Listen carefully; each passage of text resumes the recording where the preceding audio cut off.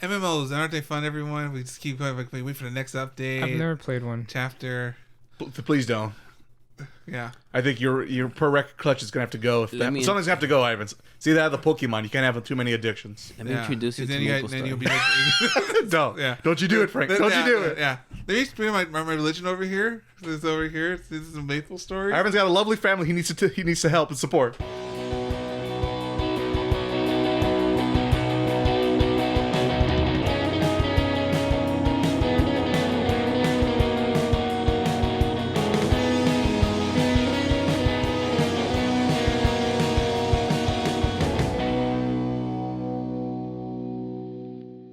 Okay, so welcome to Otaku. My name is Ivan. To my right, I have Ray. Yo. Across from me, I have Frank. Hello. And to my left, I have Miles. Yo. So for today's episode, the main topic is going to be the best 5 animes of the year. Woo! Yeah. This includes movies, animes. It does? It does include movies. It includes movies, animes that were aired I wonder this what year. number one is for Ivan. Stay tuned.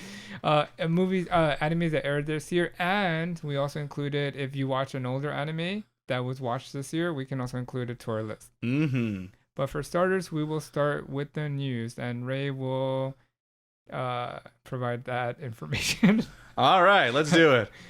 So, my professional job here on the podcast, not only be editor, producer, but also be the newsman for the podcast. Uh-huh.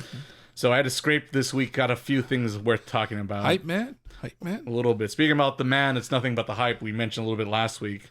Hideo Kojima stinks away on the podcast. Yet again this week, because they officially announced the documentary that's coming out on Disney Plus, of all things. Yeah, that's still hilarious. Is going to be debuting in springtime, where they talk about the author of the world's greatest video games, I guess. As a fan of his works, I do want to watch it, but at the same time, I mentioned last week. Now, the question I'm asked, also though, terrified. Can you understand what he, or do you have to? Well, I think there's subtitles. Or do you understand into the mind? Okay, forget the language barrier. No, just the mind itself. Even if you speak fluent Japanese, you're probably going to be scratching your head, I imagine, with hearing the man talk and his philosophy and games and lives. But he's an interesting character, and I'll watch it. And because I think we'll probably have Disney Plus still in spring next year. So mark it on your calendars if you're a Kojima fan. Speaking about Kojima, apparently also in breaking news, there's going to be a Death Stranding movie coming out. Can't wait. Thanks to the A24 production team out there making smaller indie movies. So it's going to just be like, what? It's going to just Sam there just standing there, just like waiting to respond, just looking at the movie. Just a lot of green screen. Just think of Mandalorian, but even budgeter, maybe. I don't know. I don't know. An end of the world scenario starring Norman Reedus riding a motorcycle and referring to himself. I look forward to this blockbuster. Now, question: theaters. How long do you need to show building a highway? But they showed that part. It's gonna be. It's a long game, and I don't know how you cut that down to a movie and then alone to explain that to a general audience. But it's gonna be fun watching them put this nonsense together and put it into a 2-hour film. See, so there's babies here, right? And see, these detect, signals, and because the babies, that's like just like you said, I can't wait to see how this works. To be so unfair, it does seem something the A24 people would be interested in, so I guess that makes sense if you're an indie film fan. Let's see here. What else do I have? Video game news. I think I'm the only one who has even played this series, but The Last of Us Online that they've been trying to tease for a while now is just canceled now. Oh, well, probably they realized that was a mistake, probably. Yeah, it's been in development ever since The Last of Us 2, and it hasn't happened, and apparently it canceled, despite, I think just a few months ago, they said, oh, it's still happening, guys, and now it's not happening. So if you had a pre-order for that game, I guess enjoy that extra $60, $70 in your pocket. Can you pre-order again? I don't know, I'm sure GameStop took that pre-order. I have a pre-order for Metro Prime 4 from Best Buy. So no way. Indeed I do. Back when they had the Gamers Unlocked pass thing, if anyone even knows what I'm talking about. You should have fully paid for it, and now I am guaranteed that price. What 20% off. Oh, but you should have. You couldn't fully pay for the game and just wait for inflation and just. Oh. Hopefully, we'll see what happens. I'll be happy if that game comes out next year. There's no, probably after Switch 2 ? Yeah, we'll see what happens with Metroid Prime 4. But like I said, that's still live. Last of Us Online, definitely dead. Speaking about the dead, Oh, what? E3, Ah, yes. Oh, I saw that. the final No, coffin. It's dead this time. Despite that coffin's been sealed and rusted and sitting in the lab for all the months, if not years. The nails has been in there for the last time, and it's like finally creaking. They put one final one to finish it off. So it's finally game over for E3, but no surprise considering they canceled. It was this year's event that was supposed to happen. Well, it was supposed to happen from the Repop people, and Right, that with got the PAX canceled. stuff, right? And it said, "Don't worry, guys, we got it for next year." And then that. And yeah, so Did you enjoy that E3? I mean, I remember the spectacle it was when I was a kid, and the hype about it. You know, you would call in sick, or if you were at school or this or that, you would just stay at home and watch every press conference. You can like, watch oh, boy. you can watch on Spike TV. They had the whole coverage there for like at least a couple days. Oh yeah, that or G4. Yeah, G4 was the other one. Oh yeah, /Spike. Yeah. So yeah, that like the idea of E3, what it used to be, was always kind of cool and exciting. Like, oh, one day I want to go there and this and that. But like in the last several years, and especially the last few years, it did happen, which was some time ago now.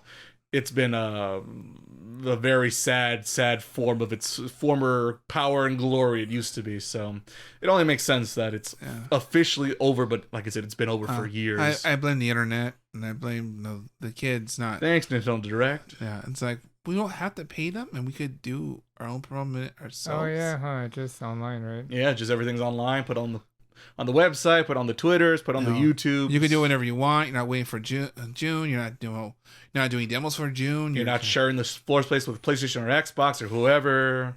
You have the whole place to yourself. So it's just an old, out of date idea that worked, in the 90s and the early 2000s. But after that, not so much. Well, there's Summer Game Fest for everyone out there. Yeah, or the Game Awards, which we had a lot of news last week for that. Yeah, because of that E3 Winter Edition, as I called it. Yeah, and apparently now it's official. Definitely the E3 Winter Edition.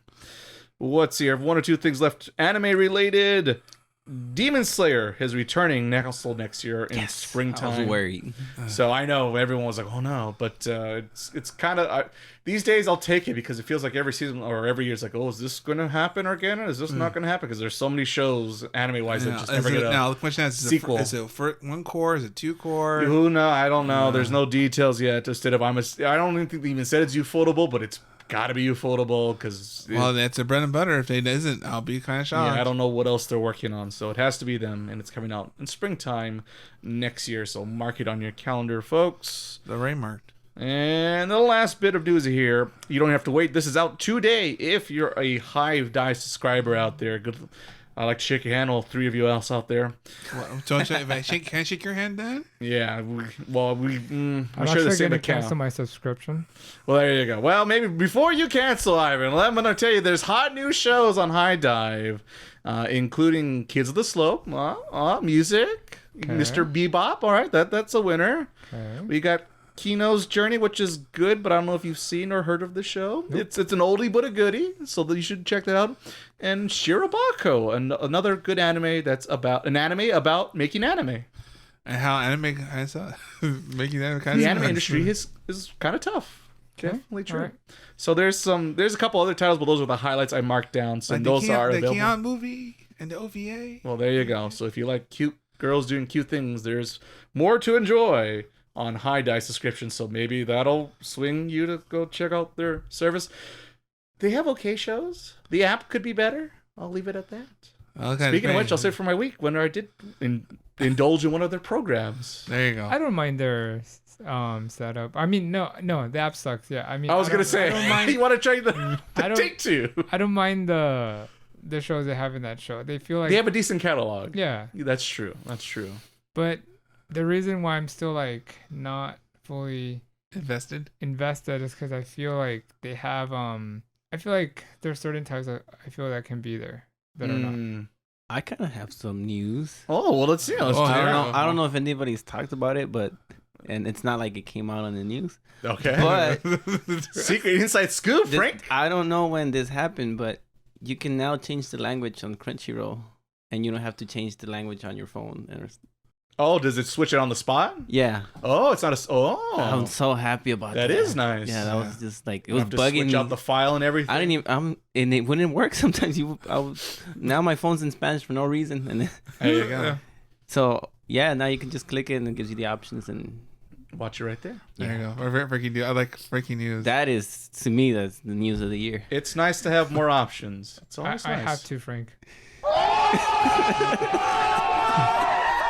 Inside scoop. Inside scoop.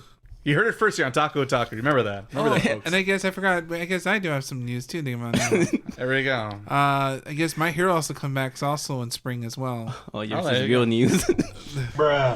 Hey. As the one guy in the world defending My Hero, give it a shot. Let him cook. Let him cook, as the kids would say. It'll be fine. It'll be fine. We're almost at the end, I guess. It's got to get better. That show is gone. It's gotta gone. get better. gone. Done. It's out. There's no recovering. I want to believe. I need one more season. To call it officially dead. But I just want to believe. Okay, so moving on now, we're going to do our week. So I feel like I can start this week. I have a short week. Oh, I okay. haven't seen you in like forever. I was gonna say, I was that's- like, why is your hair the same length? It's called a haircut. Aw. Yeah. Wait, grow a beard. What I say, like grow a beard or something like that? Like it's like, or I come back- He's been on Castaway or something. Yeah, I come back like like I've been training in the You should be- Rocky Mountains? Mountains. Like What's with the coconut, Ivan? You should have your post time skip look. Big old scar. Gotta have the cool scar. Where's the cool scar, Ivan? Yeah, scar on your face or something like that. Like oh, it's like stupid. That's so dumb. Okay, so wow, it has been a while since I've been here a minute, but Mhm. I'm gonna talk about my actual week. So I was playing Pokemon, the trading card game on the Switch. That's originally a Game Boy Color game. Game Boy Color game. Ah, yes, the good old days. How to date yourself instantly on the podcast. And I got really into it. Mhm. Really into it. It's actually a really fun game. Like it's challenging. It's a really fun game. But then our subscription ended. And I was like, no. The Subscription. addiction is real. Yeah, Yeah, 'cause because we had subscription of Family Plan with It was on the Nintendo Online service. so we did end up getting it back, but I kind of lost the momentum. And then I saw that they released giveaways from Pokemon Scarlet. So like, they do this. It's always been a Pokemon thing. They release use this code and get a special shiny Pokemon of this. Blah, blah, blah. So they're releasing like some of Gen 4 Pokemon, Darkrai, Palkia, if you're familiar with any of these Pokemon. Definitely not. So in order for me to get them, I need to beat the game, and I've never beaten it. It's been a year. So this is what I was doing this last week. I finally finished the Pokemon League portion of it and actually enjoyed it. It was actually For the new Pokemon game. Scarlet. Gotcha. Yeah. So in order to get the freebies, I need to beat the game. So I always hate when that happens. When you have like it's like might be Final 15. Oh, you want to play a DLC? Oh, you got to beat the game first. What does that have to? Yeah, I feel like you can have access to it, and you can have access to it after you beat the game. But no, like if I don't, you have like 3 weeks to get it. And It's a limited time. so I need to hurry. And I missed Mewtwo, so I regret that I missed Mewtwo. You This guys was have like a Pokemon trainer. Yeah, this was a couple of months ago, so I missed Mewtwo. So I'm like, oh, let me try to get these. But actually, this is the most challenging Pokemon League I've played in a while. So, but I was heavily underleveled. I haven't cared for this game at all. Like I'll pick it up, stop playing, pick it up. So so it was actually pretty fun. Because you battle. The 4 Elite Four, and then the 1 champion, and then the friend or whatever. So 6 trainers. So the 3rd and the 4th people you fight were tough. They were tough. And for a Pokemon game, it was like fun because I was like screaming like, "Ah, you bastards!" Get So- into it. Yes. When you're up, make yourself upset. That's it's a good game. They were pretty hard. I mean, but once again, I was really underleveled. I wasn't like way above their levels, and it was a good setup of like how to make like a good boss fight in a way. So and that was my week. So what motivates? Because it sounded like you were very cold on the new game, but just the freebies motivate you to plow through it. I'll finish the game. Yeah, basically. And what was the freebies? They do this all the time. So, like for example, like get a shiny max level Charizard. So that's one of the freebies. Pokemon's constantly giving away Pokemon. But if you have no interest in said game, why spend more time in said game? Well, that's where the competitive battling comes in. Because I did play it at sometime this year. I got really into it competitively. I see. Yeah. Okay. So, but the game itself, this has been probably The offline mode. Yeah. So, but Gen 8, as far as like a game, I enjoyed it a lot more than I enjoyed this one. This one to me was pretty horrible as a game. But at some point, once you kind of understand what they're going for, you kind of get used to it. So for this game, when you compare old Pokemon games, it was like you build a team and then you're trying to complete the game with that team. This game is more about like capturing. If you're into the idea of like capturing, collecting, it's perfect because like you have a lot of variety of what you're trying to get. So for example, in this game, you have Pokemon that change their types. It's like they're special Pokemon. So let's say you have like a fire type and it has a Terra type, and the Terra type can change into like a rock type. So your Pokemon, when you're battling, you do the Terra type and he won't be a fire no more. So people do a lot of crazy combinations, so you can have like a grass Pokemon and you're in the middle of a battle, they change it into whatever, something that's immune to, or that's resistant to weaknesses to grass Pokemon. You can use it in battling. So it's been a lot more fun than the Gen 8, which was a Dynamax or whatever. Right. Yeah, I didn't like that at all. I felt like the game was broken. So as far as like battling, it felt like I do like the giant Pikachu though. Well, the retro style because it's the old design. Yeah. I mean that the designs were cool, but like when you played the like, mechanics, you can lose a match like in 2 turns, and it was like not fun because it didn't do much for me. Because once everyone picks up on like these strategies on quotation marks, everyone just using them, so you're just battling the strategy not to lose, So like now it's more. I don't play Pokemon the same way anymore because before it was just Pokemon. All day, every day, Pokemon. I did that for like 6 years, 7 years. There you go. This is the face of addiction. Eat, sleep, Pokemon. Eat, sleep, Pokemon. Yeah, I did start collecting Pokemon cards again. Oh, there you go. You poor man. But very casually. That's what they all say. Yeah. Like Frank is. I can stop anytime. Anytime. Like Frank says from Maple Story. I'm just casually going back in. I just do my dailies. There you go. 2 men in denial here on the podcast. I guess maybe when Honkai started, I guess there's 3 of us or. There you go. Yeah, no, I really very casually like. Well, actually, I don't know about that. Got changed into the podcast to Addicts Anonymous here or something. I feel like the high of it, I'm already losing because I'm like, when will this end? So still chasing that high. But I got into another thing, which was collecting records, and I think that's gonna be. Oh God! I like so long as you keep. I'm surprised it took you that long to finally get into that. Yeah, get the high. Once you get the high. What are you fighting with the 20-year-olds with the records now? He's thinking about it. You're a little too long of a pause there. I didn't find him, but It's something that I was meaning to try out, and I finally tried it out because like one of my favorite groups released like these special edition ones, and I bought them, and I'm like, oh, they're so pretty. Let me get more. And then you got to buy like each version. Oh, this one has like this. This cover's different than that version. I got to get that one because it's white, black, But at the same time, I feel like I'm old enough to be like, if I get it, it's cool. I'm not gonna go out of my way. Like there was this one I saw, and it was. What if I told you it's limited time, Ivan? Yeah, it was $30, and they sold out, and they were like, being sold online for like $100. I thought you were a real fan. Yeah, so I'm cool. But yeah, that's about my. Give it 2 weeks, folks. Let's see what he says next time he's on the podcast. I can't stop. Yeah. Gotta catch them all. You gotta catch them all. Just in his sleep. Gotta catch them all. I was dreaming about it, which was a bad sign. Yes, I agree that is a bad sign. Like this motion of him, like just like tossing. Yeah, just throwing Pokeballs. So who wants to go next for their week?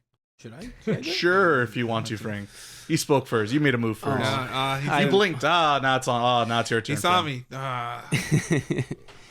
Well, I think last time I said I finished the panels and was on Chernobyl. Churros. Churros. Well, that's Chernobyl. Well, that's what you're having churros. Why are you watching Chernobyl? Yes. You know what? I like Death and Destruction. Pretty good to have it in more churros. I like churros without sugar. Well, it was nice having you on the podcast, Frank. Because they put too much. But that's the point. Okay, that's true. Okay. Certain people, they do go too crazy. That's true. I'll give you that. All right. But that's the point. You can stay this episode, Frank. Next episode, we'll talk about it.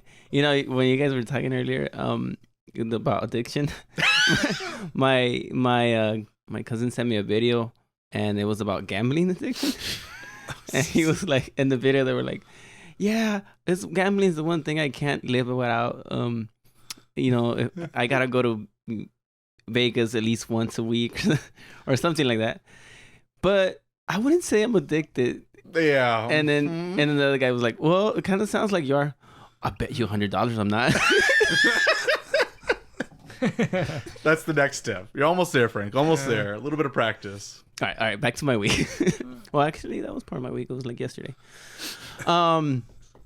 So after that, I was a little bit depressed because I'm like, I don't know what to watch now. Oh, so you did finish it. Yeah, I did finish it. It was good.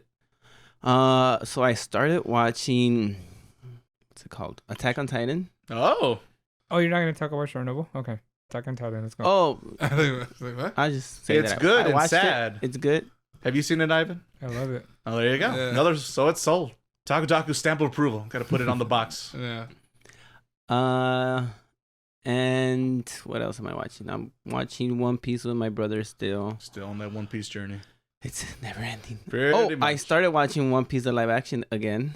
Oh, did you manage to stick it through? Finish it? I'm still starting, but this time I'm watching it in Spanish. Still starting. Spanish? So you went Yeah. backwards? Yeah, so I finished.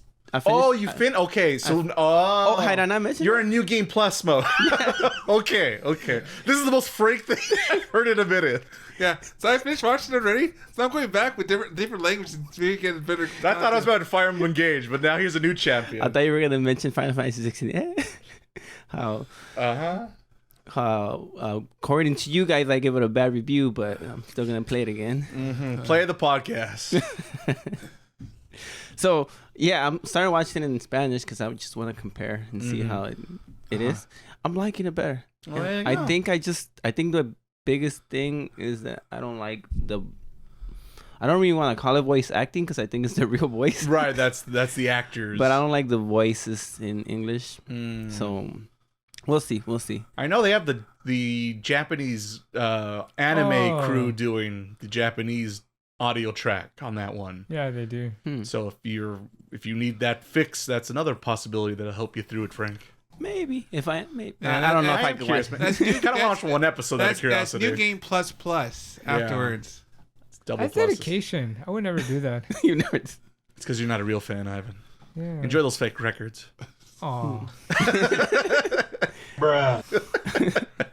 I am planning on watching the Yu Yu Hakusho. I just didn't know it was out yet. Neither did I until I saw it today, and I went, "Oh shit! Oh no! Here we go again." Can't wait. That's something. So everyone eyes ears in that one. Bring me the strong booze. Come on. Remember Cowboy Bebop? Bring me the big strong booze. But never One Piece though. The Costco so like, size. It's a 50-50 shot at this point. One good, one bad. Oh, you should add that one. Fearless. God almighty. Oh, That would be a great one. that show. That show swung for the fences and yikes. This And smacked itself in the face with a baseball bat. Well, as far as playing anything, Maple Story. Yeah. Still. Uh-huh. Still trying to get 6 job. It's kind of hard. So, like, when after the podcast, you and Ivan go to the other meeting together, how does that work out? This I don't know about. I don't The know Maple Story addiction? No, I don't know about Oh, then you've never met Frank then. This is Frank over across from you, Ivan. Have I never talked about Maple Story while you've been that. here? Maple Story is the one where you farm? No. No. This is a game that's older than when I met you, Ivan. And we've known each other for a while. Maple Story. This is older than when I met Frank. I met Frank in high school. No, it's not older than that. Okay, it came out when we were in high school. That's probably true. I think it came out like 2005. So you still like are still playing it, or you like replaying it? I'm still. That's a good question, Ivan. That is an excellent question, my friend. Or did you forget what you're doing and you started all over Okay, again? so you have to define those two, Here we go. because I don't want to answer you incorrectly. This once again is the face of addiction. So okay, so if you're saying that I'm still playing it, I've played it since 2006. Yeah, but do I have the same account? No, not by choice.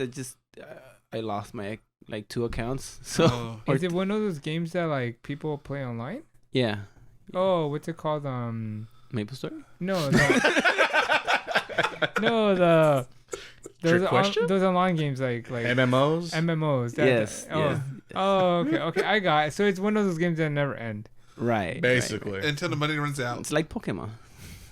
Also works. Kind of, but they kind of end in a way now, especially now, because like once the gen ends, then you move on to the next. But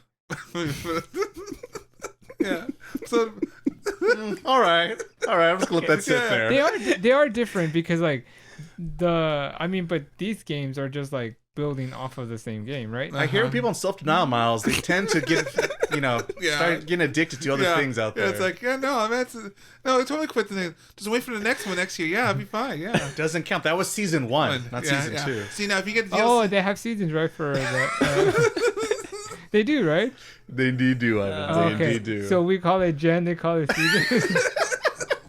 yeah. It's all the same drugs. Everything turning out. See, until the money stops flowing, they'll keep pumping content. That's how that works. No, they don't call them seasons. That's more like for Destiny and Fortnite. Yeah, that's. But I want to do the Here we Fortnite call them dance.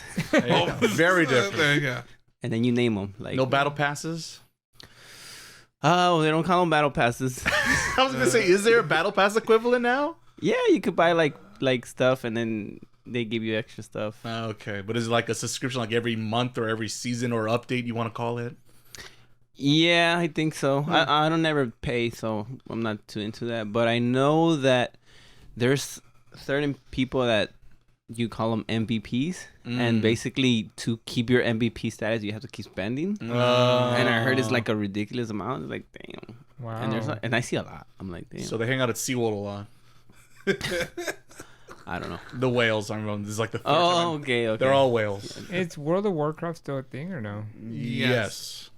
It's that kind of game, right? Well, it's, Basically. And even it's a World of Warcraft Classic now, which they just re-released the content from 10, 15 years ago and just did it again. That's smart. Wow. That's smart. People keep playing it and they keep giving you money. That's smart. Just like, hey, it's time for some nostalgia. Here you go. Well, I mean, look at the Fortnite. They just get every famous cartoon character and anime and everyone else they could find and slap it on it. Slap it in there, and there you go. Pokemon has never done that, right?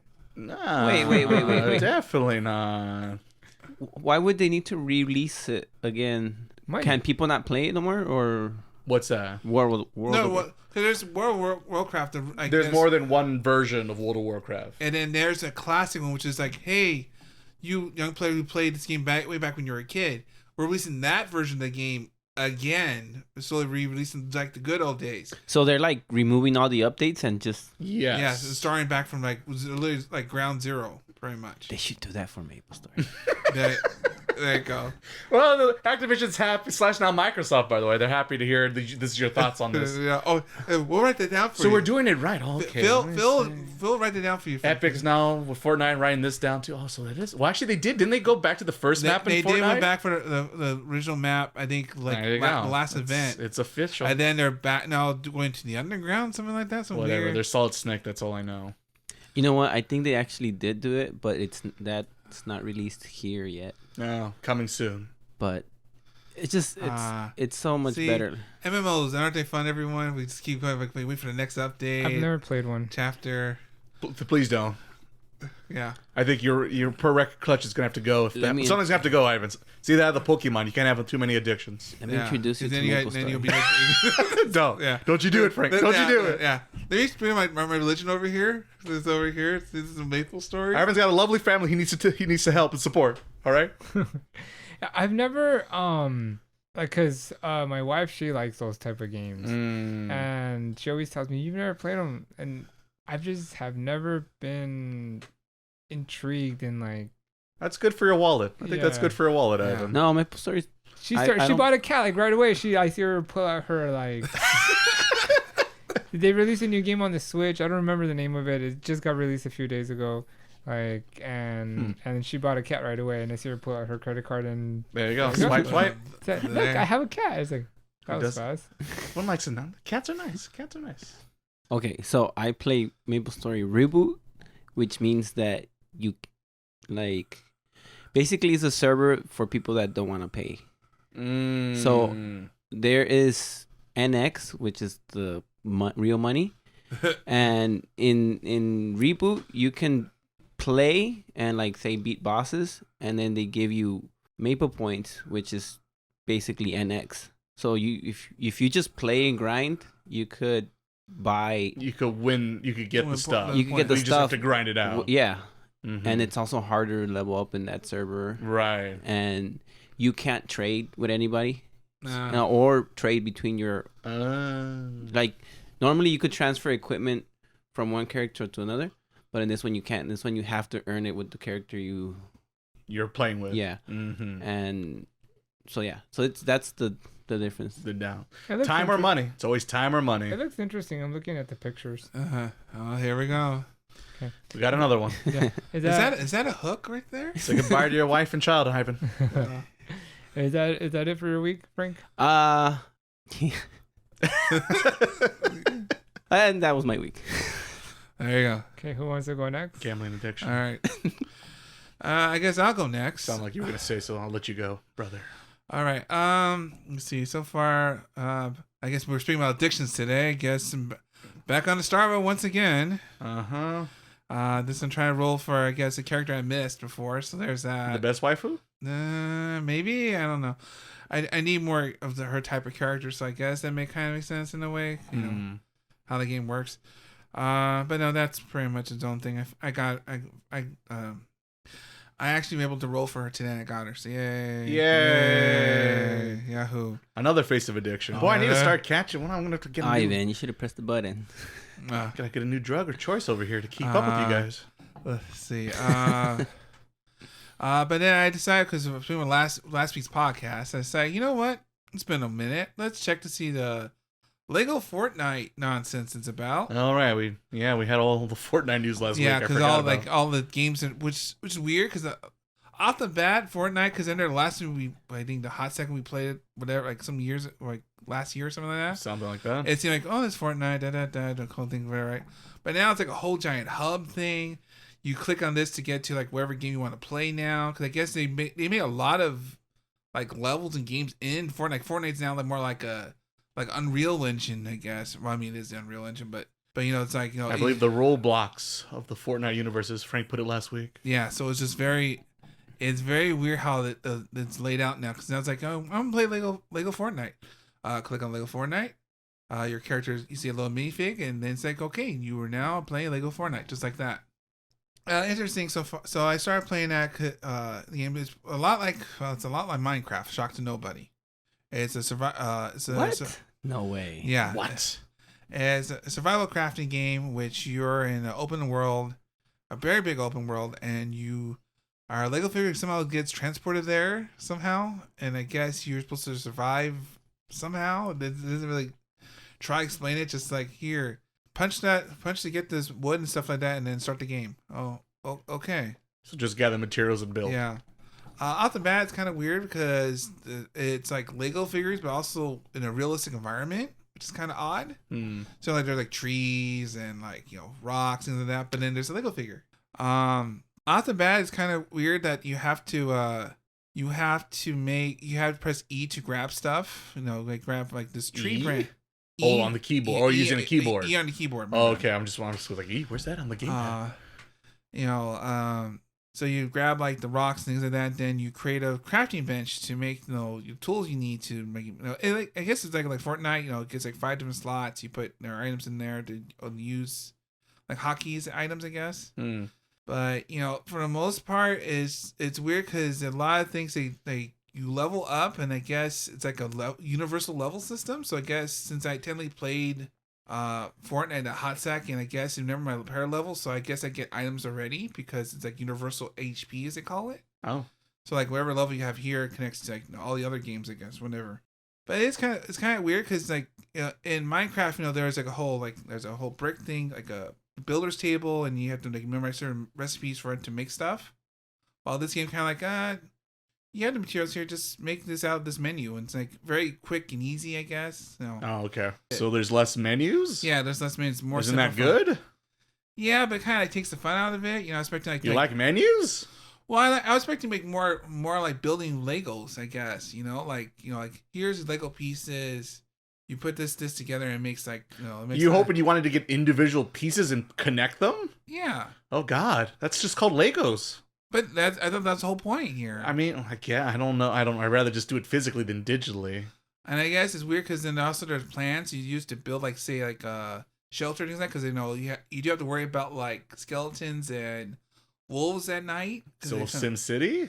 Kind of, but no, they attack you. They attack your place where you don't have like a shelter, so you had to make a shelter. Kind of similar to Minecraft. You had to make a shelter so that way you don't get any like enemies that attack you at night, I guess. Oh, okay. And then, but the only interesting gameplay aspect of this is that you can make a village pretty much. Like you make like a little village base plate, and I guess from there that's you add more people in. They do stuff for you, like I could cut wood for you, or they bring you the materials. Yeah, bring materials, but you have to level the village, that's a new mechanic. So I hope there's like more ways to traverse the level, because most of you're on foot, and so like I want to go over there to like it's kind of like Breath of the Wild. I want to go over to that area, go that, but then you got to climb. Then you have to go all the way back to where you start to get to your base camp. There's no transporters or anything like that, no transportation. So the travel's not good? Yeah, because you got to travel, like, I want to go over there, and I got to travel all the way back. Do you not build, like, a car or something? Not that I know of so far. Oh. Maybe I level up longer. Maybe I can. Because that's just, like, once again, like Zelda. Because Zelda, you're just walking everywhere until you get the horse or whatever, right? Yeah. And pretty much there are different biomes. Like, there's a frost biome, and there's, like, a lot of Zelda, actually, speaking about Breath of the Wild, there's a lot of Breath of the Wild aspects. Like, you have to eat hot things to keep yourself warm when you go to cool environments. Huh. Or you have to eat cold things to keep yourself in hot. It's a lot of Zelda, Breath of the Wild stuff going on there. Might as well. I guess you can play up to 8 players in the world per se, because you make like one like individual world, because everyone can go into.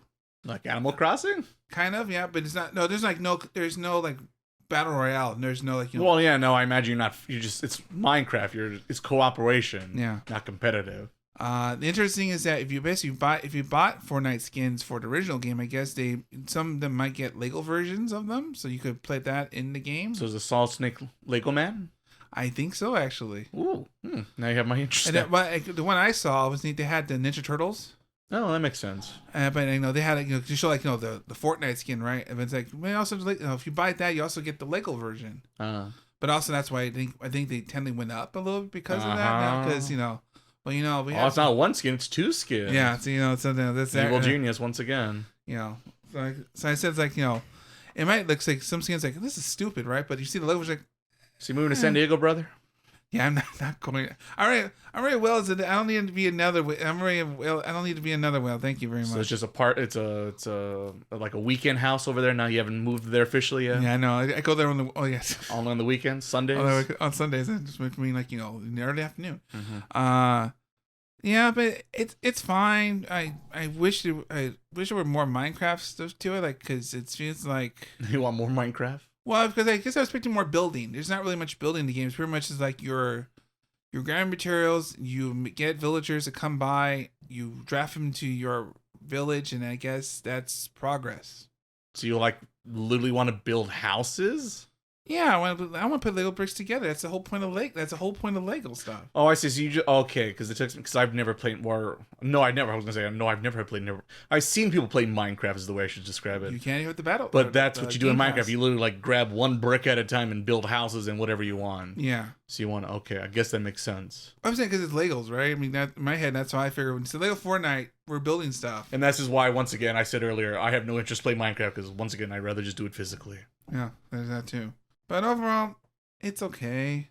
I guess it's the right price at least. Yeah, well, it's because it's built right into Fortnite, so you're not really you just go boop boop and that's it. You're done. It's free to play. Might check out the other games if I have a chance, but that's also separate downloads for some reason, which is kind of weird.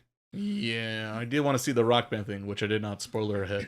Yeah. So, yeah, maybe we'll check on next week, I guess, for that. Maybe. And then the other thing I did is I watched an anime from last year, I guess, during this time. Bocchi the Rock. Ah. So I read the first manga. Manga came out like a couple months ago. So I read the manga, and so I said, you know what? Let's check out the anime. It's a fun show. It's by Cloverworks, so there's a lot of Cloverwork nonsense going here. A lot of, they're I guess from the House of Shimbun. That's the best way to describe it. There's a lot of like. You say that like sometimes, yes, but very lightly. Well, like this show's probably the most because we cut into real life footage sometimes. No, I didn't see that coming. They come with puppets. All right, maybe you are more correct then. Yeah, a lot. Like I said, this show is it's kind of amazing, but also kind of stupid at the same time because like it's all basically on this poor girl's head. Well, help us. What is this show? Right, I guess I was just, so. Assume we haven't watched it. So basically, the story is about I guess Goto Hitori, who pretty much she's a loner type. She's always been a loner type since like middle school, I guess. No, stays alone. Has a lot of social anxiety. Are we relating? Yeah, it's like for me, for real.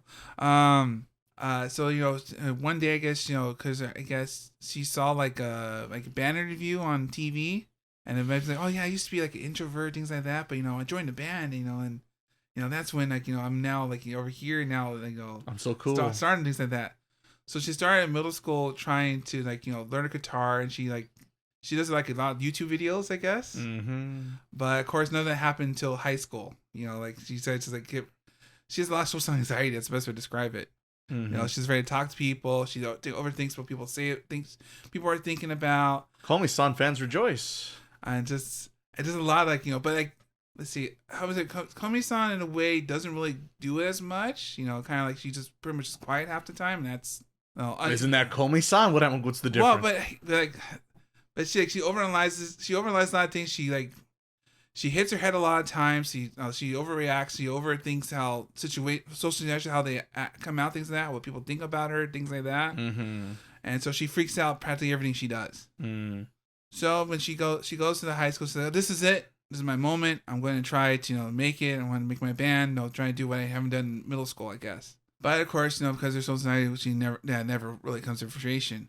So she sits in a park alone, and then she meets another girl, Nijika, who I guess she's from a different school. She was looking for a guitar, player, a guitar player, because her band needs a guitar player. Like, gotcha. They lost her for some reason, and so she kind of reluctantly joins in. We realize she doesn't know exactly what's going on, but kind of just joins in it because that's what I guess it's her opportunity. The opportunity, I guess, and then we come a weird mix of emotions in which she part of a band, but trying to get herself out there, trying to make a name for herself in the band, but she also dealing with her social anxiety, mm-hmm. So things get to her head. She kind of what people say. Like a lot of funny part shows, like a lot of the animations bits. I guess they do a lot of like crazy things to show like what her mind's thinking. Why she's all freaked out.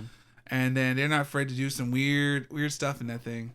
So yeah, no, it's a fun show. I think they're gonna make a compilation movie next year. I guess the better way to put it. It's around the corner. And maybe a season 2. I don't know. Yay. But no, it's a very fun show. Is it worth the hype, brother? Is the manga completed? No, it's still going on. But we've actually got the first volume in October. Next one comes around my birthday next year. In English. In English, yes. But it's I think it's like 10 volumes now. I think. I was gonna ask. Is that like the new hot thing as far as like those type of girl characters? Kind of. That was like a year ago. Yeah, a year ago was more sizzling and happening. Now it's like kind of coming left. I feel like, or at least the little I've heard in the anime scene. And there's a lot of hype for the movies because there's been new footage, things like that. It'll help. But everyone's like, well, so when's season 2? Because it did pretty well last year. It was pretty hot back last year. So we'll see. I guess it's all up to you, brother. All right, it's all up to me now. The real quick one from last week I mentioned a little bit is I started reading the Pluto manga, which is based off the new anime that's available on Netflix. I'm now halfway through the series. It's cool. Right in between Miles and Ivan, so it's really good. It's holding up. It is quite the good mystery thriller that I remembered it to be. Fucking Dr. Timmer showed his ugly face, that little bastard. Always Dr. Timmer.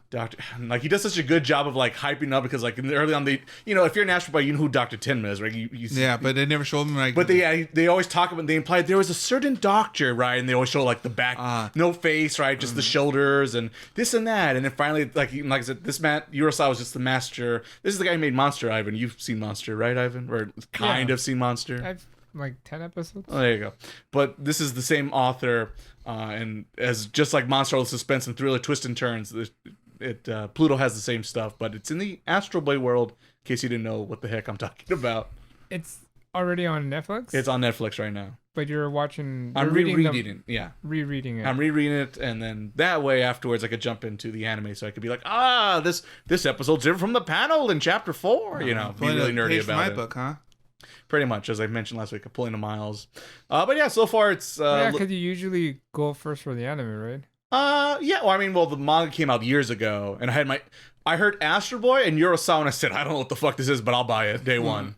And is it completed? Yeah, all 8 volumes. Okay. So Awesome. if you want to read the manga like me, you can join me on my adventure. It's all out already in English, or you can just hop on to Netflix and watch, because that's all out in English. It's a mini series. I believe the manga's 8 volumes, and I think even the TV show's 8 episodes too. So When was it released? just recently, last few weeks. Oh. So it's very fresh off the presses, despite. But that wasn't like an anime winter or something like that. No. It was a Netflix special. Okay. So I had Netflix money, so you could binge watch it all right now. And rereading the series, I can say I think it's gonna be worth it. Now, hopefully, the animation does deliver the goods, but the original source materials still holds up to my memory. So hopefully, I'll finish that, and maybe next time I'll even talk about the anime adaptation. Let's see here. Let's see here. I have other anime stuff. Oh, yes. Me and Miles here, we finally, speaking about old, out-of-date anime, so I think from last year, was the famous Spy, I don't know, do you say X, Cross? What do people say? Do you say Spy Family? Is it a silent X, like Hunter x Hunter? Spy X Family.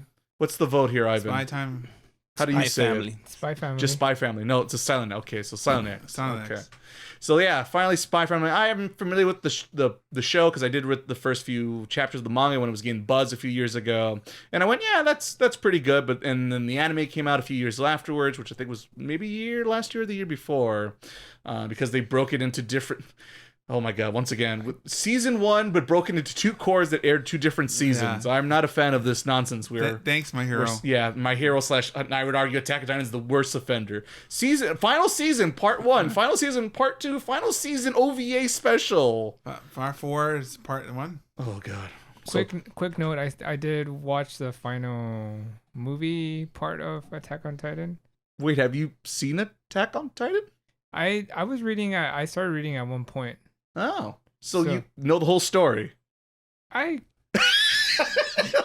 That pause. Well, I figured, yeah. So he's a good guy, right? I understand. So you like compilation films, is what you tell me, Ivan. You like compilation films, the shortcuts. It's having a bridge. Speedrunning. You're a speedrunner. So Mario 64 next week, Ivan? But it did make me a little teary. I'm not gonna lie. Okay, well then, I mean, if you get half the, that means something. If you watch half the story, it made Ivan feel something. So imagine if you watch the whole series, Ivan. All the tears be coming out. All the tears. Well, don't tell me what happens, because I'm watching it right now. They're all dead. They're all dead. They're all dead. It was all a dream. It was all a dream. I knew it. Aaron, wake up. What's up, Mom? They got to the egg and they turned into a whale. Makes sense. Yeah, there you go. That's the next Kojima game, by the way. Spy Family. So yeah, Spy Family. So finally started watching it, and we're probably like 3/4 done with season 1, including the second part, or core 2, however you want to phrase it. Core 2 of season 1. Yeah, it's kind of nonsense. But yeah, I mean, it's a fun story. For those who don't know, it's basically like a sitcom that takes place in a fictional European-ish settings. But totally not Definitely not the actual Cold War, and definitely not Western Eastern Germany / Berlin. It's Berlin. It's very different. Very different. So, take that out of your minds. But yeah, it's very nostalgic. It takes place like in maybe like the 60s, 70s. Very James Bondish with its Art Deco, and plus with the spy stuff going on. And basically, there's a spy, an assassin, and a Esper? I guess an Esper. I guess you would call little Anya, and a dog that could see into the future. Apparently. Oh, so you did see the episode, the volleyball one, right? Yes. That one was funny. It was okay. I thought it was funny. I was kind of surprised because I remember there was a lot of hype about that episode when it came out, and I watched it and it was fine. It was fine. Because the first time I watched it, I wasn't expecting I guess so. the Maybe, ending.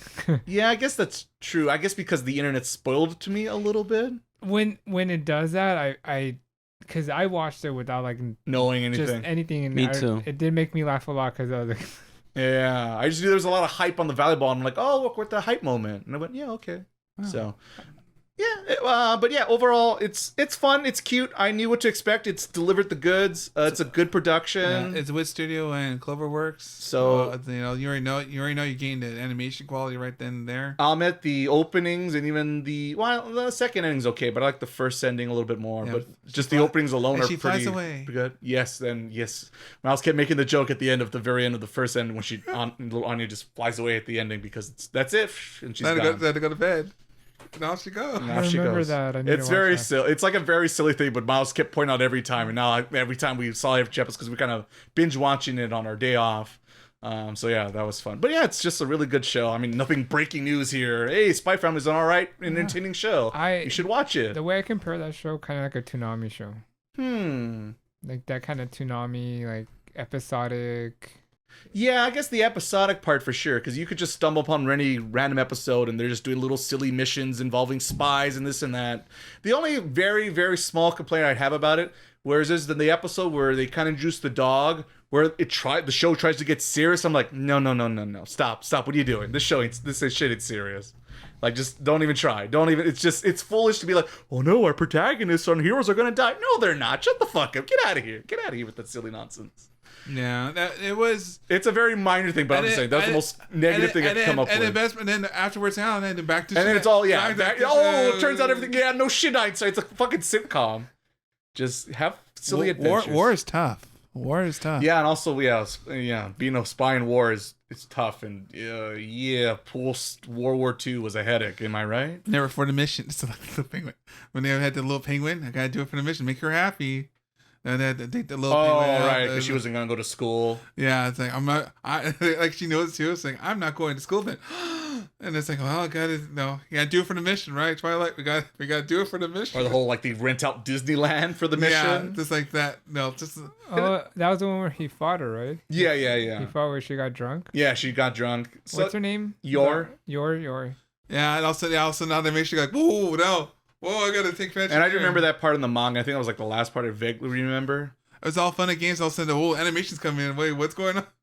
So yeah, it's just very cute, charming. I'm a sucker for any time it deals with, family stuff, which is very rare in anime, which is hilarious because all the parents are already dead. So or moved overseas. They moved overseas. They're living in America. Working overseas. So it's it's funny, it's cute. Like I said, it's spy stuff. I'm a sucker for spy fiction, so it already has me there. All the James Bond references and jokes. I'm a sucker for. And Anya's a riot. She's quite adorable and cute with her little surprise faces and sound effects. Oh, the when she says shock. Yeah, shock. So just her eyes. I think the best one is when we talking about the dog. I got a dog. Okay, so now what? It's just like that's it. It's just like a whole shock. Like, wait, what do you mean? Don't you want to know? No. Oh, the first son. Yeah, the second son. Oh, right. Second son. Right. Second son. Okay. It took me a sec to realize. No, she was trying to press him. Like, she was trying to start up a conversation and become friends. And he's like, and so, yeah, I don't care about the dog. And yeah, it didn't backfire. And that's the thing. It's always everything's backfiring. So yeah, like I said, it's cute. It's funny. There's a reason why it's I guess for me, maybe it actually is more a note to something that's popular. I enjoyed. It is possible. So that once in a while, shocked.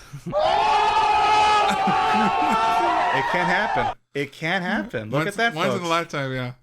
Don't worry, guys. It'll be back to normal next. Just do it. They just like it. You know what? I did, Shyla. Thank you, Shyla. There you go. It's time to roll out. Let's see. Was there anything else? What I have left? Oh, okay. Time for the hatred anime of the week. Here we go. Thanks to Miles, I decided to watch the Eminence in Shadow. Oh, here we go. Every time I say something on this podcast, it was very confusing, and I had to watch what the heck this was. So the way you described the show was basically Anime Inspector Gadget or Get Smart. But it's not really that, because you made it sound like he's very clueless and stumbling upon all these crazy things, and he's just totally clueless.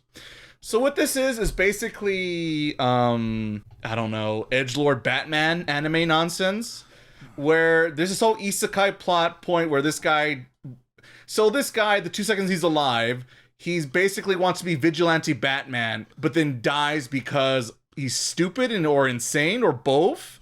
And well, so, I think it was just like just an accident. Whoops, and daisy. That's there's a scene where it doesn't imply it was it's kind of an accident, but not an accident. He just runs down to the middle of the street like an idiot because he was going through an emotional tantrum for no fucking reason. So it's one of those, you decide how you want to interpret it. So he dies, gets isekai'd to a fictional, kind of Europeanish setting with medieval times, a very JRPG setting where magic exists, and because of magic he can now fulfill his wish and become Batman, basically Batman with magic abilities. The Emerson Shadow. Yes, he calls it that, but he's basically Batman, to really just summarize and get to the point. Behind the strings. And he basically wants to play a character of like, oh, I'm just a loser, I'm a nobody NPC loser, but then but deep down I am the mastermind behind everything that runs this world and this town, and And yeah, I don't know. There's the whole. So Miles trying to make it sound like everything was an accident, a coincidence when he keeps winning these fights, but like no, he is OP as fuck, and he's very aware that he's OP as fuck, and is winning these fights against these evil cult leaders ? That he made up, but also became real. For some reason, it hasn't gone there why that's a thing, but that is a thing as a coincidence / joke, or I don't know if we're doing like a Harvey thing. I don't know. That genre is just so random. Like it's really hard to sometimes take it serious because it just the world that they create is just very anything goes, nonsensical, and whatever the writer needs it to be. Yeah, so that's why it's hard for me to take those shows serious. Yes, and this show is, to me, the best way to describe it, feels like a middle schooler's first draft of a story. It's all over the place. Nothing makes sense. It's just like, oh, what if this? It's like a little kid's round, and then what if this happens? And he gets in he saw like an episode of Dragon Ball Z. Now he's a big fan, and then it's like, I'm gonna write my own Dragon Ball show. Oh yeah, and then he gets into a fight, and then boom, boom, this happens, then boom, boom, that happens, and then I don't know, like a joke, and then like this is big titted girl, and I like titties. It's so incoherent, and it makes no sense. Like it's like a little kid just babbling on and on and on, and like the show doesn't know if it wants to be a comedy, it wants to be serious. It's somewhere in between the two, and like neither one of them really do anything for me. So after like the first arc where he basically says the second princess, I was like, all right, I'm out. I saw the show. I understand the show. It's not the way Miles described it.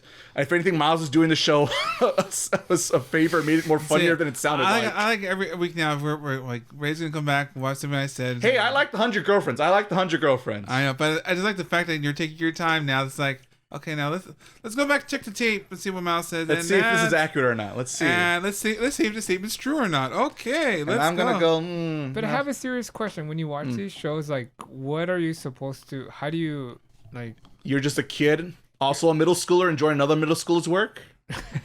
That's how I feel like that's my. If that was your question. So it's more like when you're a kid, how you like daydream. Oh, what if I lived in this world? And that's the setup of the show. That's the show. And that's the hook. Because, once again, Japanese society, all we do is work. So just imagine if this was imagine if you didn't have to work, Ivan. And that's why you lived in this. And you had this fantastical adventure that when you were a child, what if you had that memory. What if you died and you have to go worry about your work anymore?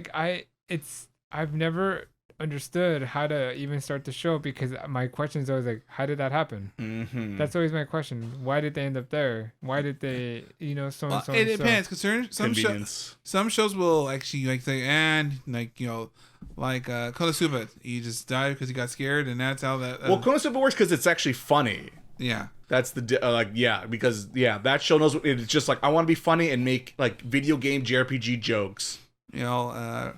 Re:Zero is probably a good one, because Re:Zero kind of just happen. That's it.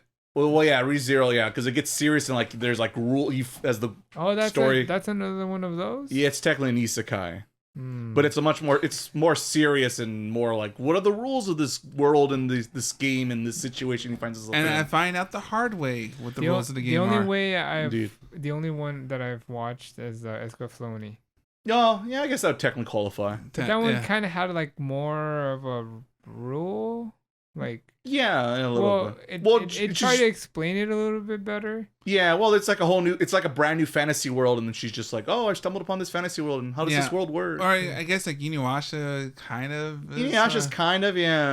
But it has there's a tree that transports you. Oh yeah. I guess she can come back and forth. So it's like one of those it's one of those technically. I don't know how nerdy you want to get. I will consider it, but there's still like a foundation of why it happens. But you mean why they? Because the biggest reason is, do you believe in reincarnation? And in Asia, that's a bigger belief, right? So that's all it really comes down to. Right, when it comes down to, because out here in the West, we don't tend to think that way. Once you go to heaven, right? Once it's game over for us, but throughout that part of the world, it's more like, get another quarter, right? But you play as a different role playing character of your choice. Okay. So yes, that's why isekai exists, though. Why they keep the memories and this and that is just for shenanigans, and then half the time the isekai part doesn't even matter. Yeah, it doesn't really matter because you'll forget like 1 or 2 episodes in. There's now dealing with doing this nonsense. So it depends. Okay. All right. Unless you want to be a 30-year-old and hang out with a bunch of 16-year-olds. I felt like I was missing that big Oshinoko information. You got it. So yes, Shadow and Eminence. I'm good. I know it's a popular show somewhat, I'll just stick to my Batmans. I'll stick to Batman. Thank you very much. And the last thing on my list is a video game I finally played a little bit of. I'm meaning to. Fire Emblem Engage. Nope, that was last week. I finished that. That's over. We had the time. It was a great time.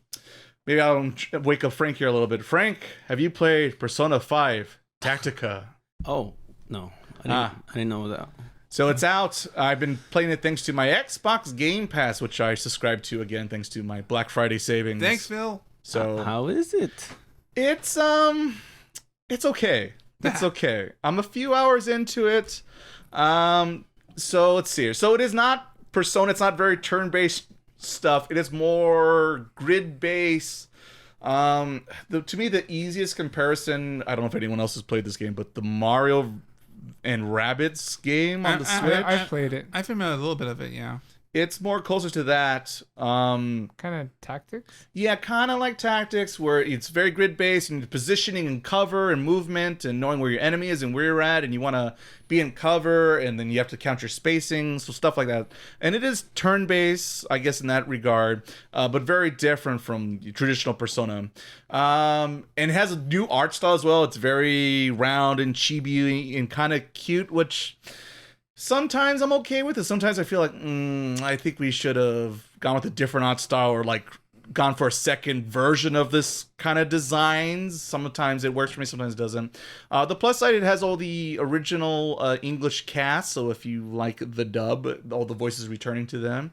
And most of the game, majority of it is voice acted, so that's always good to hear, since we spent a lot of hours, at least I did, playing in the Persona 5 world. So to hear those voices again, it's like, oh, nostalgic. Oh, what's up, guys? Here we go again. One more adventure. But it's, because if you beat Persona 5, it's kind of like, how are they back in the metaverse and this and that? And where I'm at, they haven't really explained the details of why the video game's happening again, but because money, that's why. But story-wise, they haven't got to yet.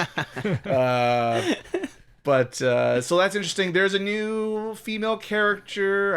I had her name and it popped right in my head. It's like Arena. That's what it is. Arena. Oh, of course. And I don't know if because arena, because like a battle, maybe. I don't know. I'm sure it's some Japanese pun. I guarantee it almost.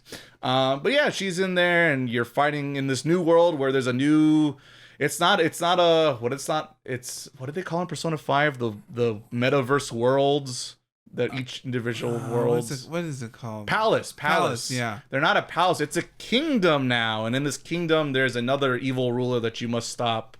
So yes, you must join together with your new arena and a politician. Where I'm at, there's like a whole mystery plot there where apparently a normal politician gets sucked up into this anime metaverse nonsense. As did you, right? So I'm curious to see that's going to happen with that. And according to Persona 5, I guess it's on track for that world. But yes, the turn-based strategy stuff is like okay, but I'm still kind of confused. Because there's a similar thing like in Persona 5 regular, there's like the weakness, right? Oh, hit him with the lightning, that's the weakness. Oh, get another turn or pass the baton, right? Kind of keep the combo going. And there's something similar like that in this game, but it's I don't know what really triggers the extra baton passing or movement. Versus like, it doesn't say like weakness against lightning or wind or something like that. It's just, well, if you hit them, it'll be like, oh, critical hit. So you get to move again before you make the choice officially. So I don't know if it's just something I missed in the tutorials or something else. But that's the thing, I'm kind of head scratching myself because like the game really wants you to like master that and I think it's like something like triangle all out attack, which is also a little bit different because you have to position everyone in a different spot like a triangle, and then you could do the all-out attack, which is the best attack you can do in the Persona games. So yes, there's some new stuff going on there. And like I said, I'm only like maybe 4 or 5 hours into it. But it's interesting. At the moment, I'm feeling like, okay, I made the right choice by playing this on Game Pass and not dumping the $60 on day one so far. But it's still early on. This is my genre of choice. It is, turn-based strategy. So I'm assuming you had to finish Persona 5. Is it a continuation technically, or is it like a spin-off? It is a continuation. It does seem to take place after the events of 5, despite it's all very context clues to hint at that. So I would not recommend people to start off with this game if they wanted to. I could argue, but there's going to be a lot of like head-scratching confusement moments because there's always like What's a Persona? Yeah, references to events that happened in the original game. So you might be confusing. So I wouldn't recommend it, but you could if you really wanted to jump into this. But you should play Persona 5 Royal. That's what you should do. Yeah, it's overall okay, good. I'll probably play it a little bit more, and hopefully after a few more hours I can make the call to be like, oh, this is the one to stick with, or move on, because now with all the Xbox Game Pass, I have all the power in my hands. So why did you get it back? There was a deal? Yeah, there was a deal where you could stack up and get a discount. Are you still a Game Pass member, Ivan, or I am. Okay. So I won't be able to do that, huh? I think it would have worked if you're a current subscriber. I don't know if it's still a thing. That was like during Black Friday. So this was a while ago. Yeah, because you had to do a certain way so that we stack it a certain way. Just like remember when they first came out, Ivan, I showed you the ways, Ivan, how to get your money's worth. Not as good as a deal, sadly, because the price has gone up since then, right? And they also shortened the deal technically, or the time technically. Well, yeah, yeah. Well, we'll check afterwards to see if it's still a deal. Yeah. But yes, if you go on the interwebs, there is a way to get a better deal at least. Honestly, though, if you're brand new to games and like you haven't had a game console before and you got an Xbox game, and plus they've been $350. See them dumping the $350 this year or this holiday season. The Super Xbox Series X went from $500 to $350. Really? Yes. So very competitive, cheap price. So for $350 and a Game Pass, which is $20 if you get the Ultimate, which includes also PC games. So if you got PC options there, it's a hell of a deal, and it's a decent catalog of games. Oh, thanks, Phil. Thank you for giving and thanks, Phil. Thanks for the check. This one today's sponsor, Xbox, Microsoft. Xbox number one, right? Sony. Because it's better than Sony and Nintendo. Take that. And Sega. Yes, I'm throwing Sega in there because I'm the Sega fanboy. My cousins came to my house and they saw the Xbox and like, how dare you? It's like shun. Like they give you the Japanese. The tongues. I think I like the little cat. The cat, right? The masterful cat. Oh, the masterful cat. Yeah. Oh, wait, what would she say? He clicked his tongue. He clicked his tongue. Oh yeah. Did you click your tongue? That was funny when he would do that. It has had its charm every so often. There was some weird vibes going on with that show, though. But all right. Where were you, Ivan? Where were you? It was your show, for Christ's sake. Tune in to Previsible Podcast.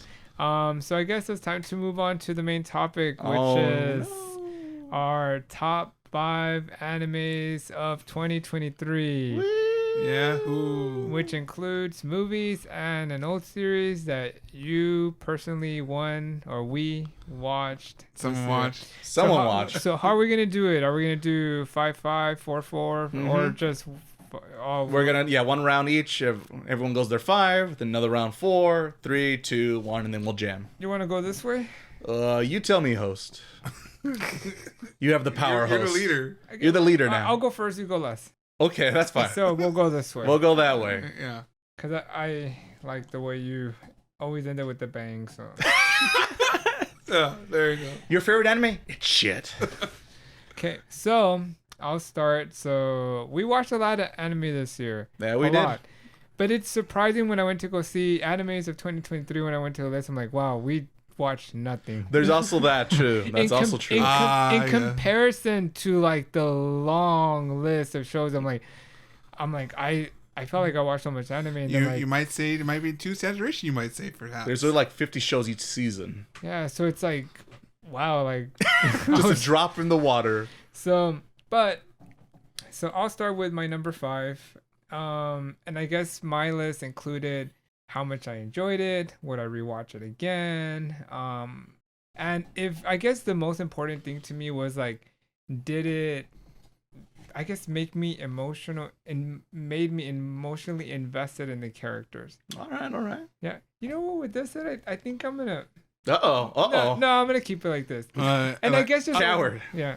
So my number 5 show, which we all watched, was I'll stick with Tomo-chan as a girl. Oh, okay. Yeah. All right. So the reason why I ended up picking this one as my number 5 was I don't feel like I was like super excited when a new episode was gonna come, but I was pleasantly surprised. And I think that was ultimately why it ended up making the list. I was just pleasantly surprised of like how it brought it all together. So I think it was one of those, I don't want to say kind of hidden gems of like the year, but A little bit. Yeah, and it did pretty well that season, if I remember correctly. Yeah, it was somewhat popular, but as soon as the season was over, it's like forgotten. Everyone left it behind the dust.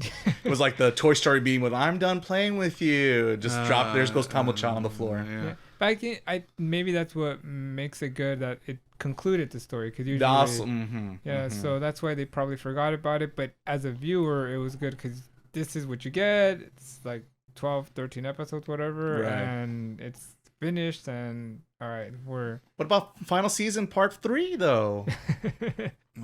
This time it might be the end, guys. This time. For sure this time. this time. But yeah, so that was my number 5 pick. Number 5. So Yeah. the worst anime of the year, confirm. All So now we'll go to my left, which is Miles.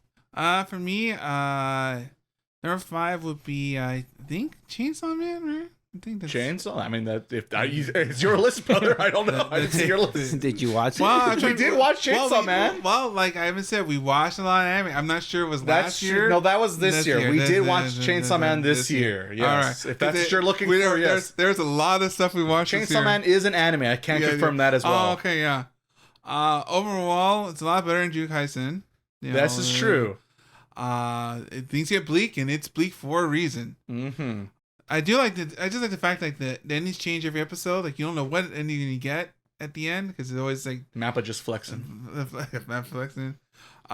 Overall, it is interesting the fact that because our protagonist pretty much is like like I don't care what everyone says about your dream, my dream, whatever. This is my dream. F all these people Man, that just want some titties. That's all I want. That's all I want to do, man. I don't care about grandeur or all this. I don't want to be a hero. I have no greater good, right or wrong. It sounds like bullshit. I have a goal. I just want to get to my goal. I don't care. And I guess it's very refreshing, right? Because you're like, I want to be Okage, or I want to. You want the Deku or something like that. Like it's like I just want to I have a dream. I just want to, like you said, touch some boobs, and that's just what I'm doing this for. Isn't that kind of like the kid from Gantz?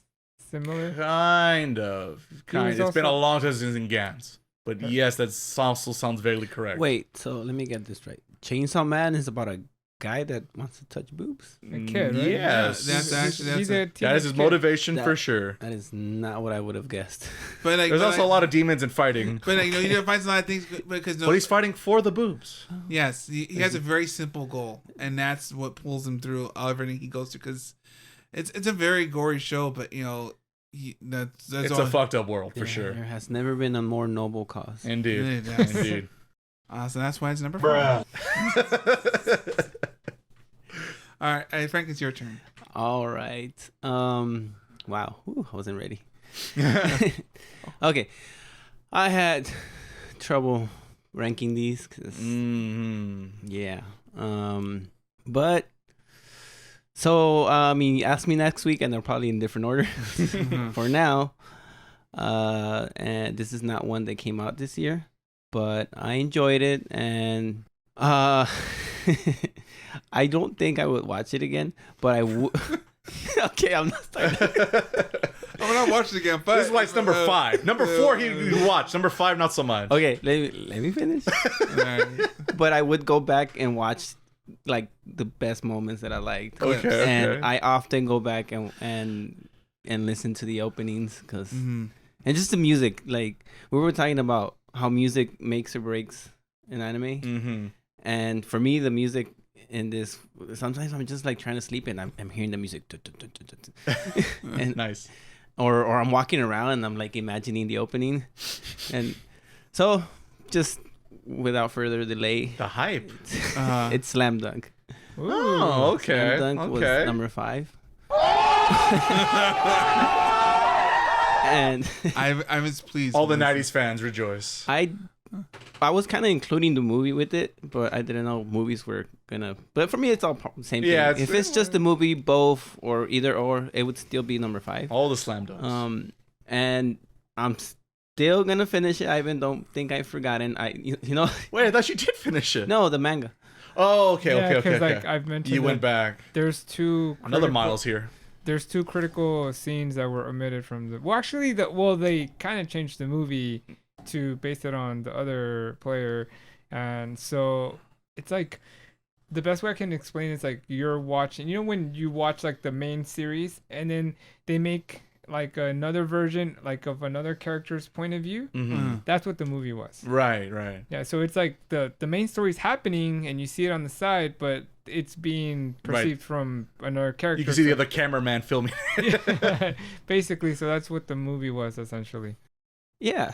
And sometimes I'm just like random moments. Like I could be at the store and I'm like, Ivan, I'm gonna read this. Wait, which one is in your head? That one? That one, like when I wake up. That's a good morning waking up song. But you know how it starts like Yeah. it kind of starts serious. Oh, or you're talking about the sad one? That's a great Mm, song, by the way. I don't know. They're both good. They're both Yeah. good. Yeah, I'd definitely have to has go a lot back. of. It's been a while. It definitely has a lot of like the 90s But Japanese rock. but even not the openings, just like regular intermission music or Oh, okay. it's all the sounds and then like background music. It's all very memorable for me. Yeah, I would say that it doesn't have like. I wouldn't consider that soundtrack as like one of my favorites, but it's very memorable because it's very like you know it's Slam Dunk like when you hear it. Like it's very good at like because I'm really into like orchestrated soundtracks like Full Metal Alchemist, you know, like to name an example. But it's once you hear it and you're familiar to the show, it's like yeah, like it's very unique. Yeah. So it makes me want to buy a Wind Waker and Go running. yeah. Yeah, it's just like I need that The red motivation, like jacket that they have. There you go. Gotta have it. Gotta have There you go. it. So now you feel like you know when you play like I need to work out. That's the song you put on. Run before the sun comes up and then Oh, yeah. find out that the other Right. guy's already there. That's like right next to the EPO opening. So I guess There you go. It's on the Frank's playlist right now. Let's go. The hype. Yeah. But yeah, just I know I was frustrated in the beginning because it just took so long. It is very 90s. It's also the pacing of a 90s show as well. But I don't know. I just right now looking back, I just remember eating Chipotle every day and watching that, and I was just Simpler times. okay. So what happened was that my family was gonna go to Hawaii, and they ordered like more than $100 worth of Chipotle. Oh. And so we ate that day, and then they left like 3 burritos, and I was just a whole bunch of guac and chips. And every day I would wake up, eat Chipotle, and watch Slam Dunk. There you go. And I was just like, it was like 10 episodes in, I'm just eating the guac. I'm like, oh, I can't finish this. But it's turning black. I have to. Let's get going. Yeah. Sakuragi can do it, so can I. Kind of got tired of it, but you know, He would have beat the guac. He would have ate it. toughed it out. There you go. You know, it's a really funny episode. When he goes gets the shoes. The Yeah, second I was time. gonna talk about that. Because he's so stupid. He's freaking Sakuragi. Yeah, so that's my number 5. I don't rank it higher because of the slow pace and Yes. because they don't finish it. There's no place. I think it's a good show where you go watch like those highlights. Yeah. True. That's true. Because that's basically what I did after reading the manga. I just skimmed through the anime because that pacing. You know, and it's just one that, like, I like watching sport animes, especially, you know, if they're good. And I'm always stealing the stuff that they say, like when I'm coaching, like, Oh, there you go. Like, yeah. Do the Dempsey roll. no. No, it's just like little things that they do sometimes. That child had to go to the hospital that day. Like you know how Sakuragi is so petty? Sometimes I advise my kids to be petty. There you go. Hold that grudge.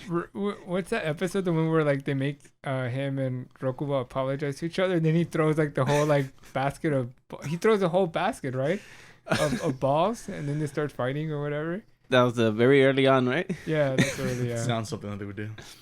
He's so stupid. All right, that's my number 5. All right, number 5. So my number 5 to end our number 5 round. So for my pick, it is indeed my shows that I did sit down while making this list of all the shows I watched anime-wise this year, and then I did rank up to 10, but the other 5 I'm saving for hopefully a future project. Stay tuned to that. But for the top 5 we're doing here today, I did make my rough draft, my first cut, if you will. But then I went back and listened to our conversations about the shows. So turns out a couple of them were ones we had here on the podcast. What? And then I listened back and went like, oh yeah, and made some interesting. So after recalibrating, I made the final list of my top 5 of 2023. And my first one, just to make sure, since I did change it up a little bit earlier today, it is indeed okay, the one I thought. So coming at number 5, early on in the podcast history, our first season covering was, I believe, our second place winner. Was a classic revamped for a new generation in the form of Trigun Stampede. Stampede. I did consider adding that one in my list too. Yeah, because it was a show I mentioned early on, or numerous time on the podcast, it feels like, where anytime I'm happily surprised is a good thing, because very well in my surprise. And when they announced they're making, like RE4 was my comparison, because same thing with RE4, I was dreading, like, oh, it's a masterpiece, don't do it. Same thing with Trigun, Trigun's a masterpiece, don't ruin my childhood, my nostalgia. But surprise, Stampede took a lot what made the original worked and brought it for new generation, incorporated the 3D CG stuff, which a lot of people go, they scream for the hills and don't want to look the other way. But Studio Orange, that's who it is, because that's the anime studio that really swings for the fences, tries to, they're trying to be the Pixar of Japan, if you will. They really delivered the goods. The twist at the end, which I won't spoil it here, was a nice, good thing that helped to justify a lot of the character stuff, because I know Ivan, that was a weak spot for you, Vash's portray in that show, but when you get to the twist, if you will, it makes more sense. So that overall, I agreed with Ivan at the time, but when you get there, I was a little bit more forgiving and, thinking back on, it's like, yeah, okay, this or that. The one minor thing I still complain about and I forgot about was like all the justifications the show would try to do with, like, oh, his name is Knives and now he has knives. That was cool. And it's just a nickname. It's not just like, when it comes to anime nonsense, you just have the balls and just be like, this is the world. We're already like at cowboys on a foreign planet, and there's this guy named Robert De Niro. Like, no one's questioning about, why is this guy's name is Knives? It's like the last question on everyone's mind. So just have a little bit more confidence, go with the flow. Yeah, don't be so fearless. Yeah, exactly. I am wondering why Robert De Niro was there. It's fine, Frank. It's fine. But yes. Does he know? Does he know he's in it? Don't let his lawyers know. Don't definitely let his lawyers know. But yes, it is a very good show for those who have seen the original Dragon. If you haven't seen the original Dragon, you could still dive into this show, and maybe it'll motivate you to go watch the original, I think, 97, 98 run of Trigun, which is also still very good. So, yeah, it's, like I said, nice surprise, and the CG, and it checked most of the boxes. I thought the time was a little bit more harsh on it, but as time has passed and I've seen other current anime shows, it turns to be like, I was a fool. I'm sorry. I forgive all your sins, my child. It's all good, Vash. Come on back. I do think that show was like one of the best ones of the year. Mm-hmm. Like I didn't have it in my. Well, I don't know if it's a spoiler, but I didn't have it in my list. But I do. Turn off, listen. I just did too. Cut the mic. But I definitely think it was one of the best ones of the 2023. Well, that's what the list is. There you go. We did it. I love your pick. All right. You're my favorite right now. I'm the favorite. Okay. Just right now. Let's see if I can hold it. I probably. I don't even remember what Ivan and Miles picked. I think my other choices, I'm gonna fall off that list real quick Yeah. if I remember Frank's opinions. Well, I think like my number 5 was similar to what you said. It was like a pleasant Tomo-chan. it was like a pleasant surprise, right? True, like, true. Where you didn't expect much, and then you're like, oh, I It's enjoyed actually it. all right. I enjoyed it a lot more than It beat a Trigun that season. So a lot of these shows we all kind of watch together, so we'll hear similar names. But I guess we're moving on for my number 4 pick. The reason why I picked a number 4 because I think this is the first show of this year where I was like, I want to watch the next episode, where I'm like invested. But I feel like my 4 and 5 can change depending on which one I feel like I Your enjoy. mood? The mood. But for my number 4, I did go ahead and pick the Oshinoko. I don't know why I knew you were gonna say that. Yeah, so I think the reason why I kind of picked it over today. The opening. No. Because it was your show you picked for that season? Was I guess the mystery aspect of it. Because Tomo-chan was just more like simple. So this one, and since it was like more of a mystery, I'm like, oh, I want to go read the manga now. I want to go do this. And I did do all that. And so if a show encourages me to go read the manga, I feel like it's already a win for me. Doing something right. Yeah, so Good point. so and it was one of the shows where like I was like, oh, it's Wednesday, there's a new episode, let me sit down and I want to watch it. So I was like really looking forward to it. So that was my motivation in picking that show. But I think if I'm to like rewatch them, I probably prefer to rewatch Tomo-chan than Oshinoko. If I'm just like the first, It's easier to get back into. yeah, because it's more simple and you Want to watch episode 1 of Oshinoko again, Ivan? Oh, it's like 3 hours, right? Quickly explain the synopsis of that show for us again, Ivan. You got 30 seconds, go. And at the end of the day, it doesn't really matter. Yeah, that's the thing. Like, it really don't matter. Unless you want to be a creepo weirdo. Actually, I haven't been keeping up with the manga. And that's why. Should have been number 5. Should have been number 5. Caught himself out. Yeah. So yeah, that's my number 4. Oshinoko. My number 4, I think Ray mentioned before, is Trigun Stampede. Oh. Whoa. Oh, you know what? It's a tie. It's a tie. We're doing. Yeah. It's having a run. There you go. Trigun fans rejoice. I do like the animation quality. I do admit I like the twist changes once you get like Ray said at the end, when you figure what's going on. Appreciate the twist. Overall, just animation alone, for being like like it is the closest studio to being like to Pixar, because you see expressions, you see It was smooth. interact. It's Wasn't clunky. It wasn't like it actually had frames. Yes. Actually, friends, people are moving around at night. You're like waiting for the this, because most of the time, usually, like when they do like mechas, like that makes sense. Mecha machines. Oh, look, they move up, they move down like that. But no, you don't see people like doing that. It's just kind of weird and jarring. But overall, it's pretty smooth. I like the storytelling. It takes things that we know, but it kind of tells on the bat. It does not may not come out the way you think it's gonna go. Mm-hmm. And overall, it's a good remix of what we know, and kind of like, this is like the kind of world and things like that. Hopefully, whatever comes up next, movie or TV show, whatever. Yes, there's no update since then. They said more coming. Because that's interesting, because like there's, well, obviously there's more, especially after the twist, but like, we're going to go from here, I guess, right? Right, how much more, right? So that's the real question there. But overall, I thought it was pretty good. Hopefully get an update next year. Nice, Miles. I'm impressed. I agree with what you said. There you go. So far, Trigun Stampede, podcast of the year, or podcast of the year. Could have been, well, that episode we talked about could have been the podcast of the year, but right now it's the anime of the year. You guys said a couple times, please vote. Please vote. Please vote now. Your votes matter. To us. I don't know about anyone else, but yeah, to us. To the government, who knows? To us, yes. Am I next, or it's your Oh, I think it's officially your turn, next. Frank. Oh, all right. Okay, so this one, I'm just gonna say it. It's Freyren. Okay. Took So me you- sick. Like what? The hot new show. Yeah. Hot off the presses. Still haven't seen it. So Read the manga. It's 4 because I haven't finished it, but I kind of feel like once I finish it, I would have ranked it higher. Just watching it, kind of like I feel like it's what I needed. Like I needed to watch something more than just action and.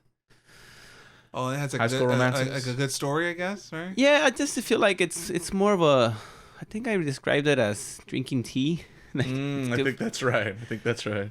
It's just kind of makes you think beyond, the fighting. Life. Yeah, it's one of those like just sitting in the rain thinking, what should I do? What's the meaning of life? But things could change. It could get worse. That's true. There's still time, Frank. So I have no idea, but so far so your anime At least crack the top at this 5. moment right now, it's in the top 4. 5. yeah, 4. and then it's the pace is faster than Slam Dunk. That's why I put it. That I can see that. I think almost anything. I think Naruto's faster than Slam Dunk. So yeah, I don't want to talk too much about it because we're still gonna review it later. Still coming. So it's just it gave me a really good impression. Very good. I like the impression. music. I like the main character, and yeah, the ending was good, nice too.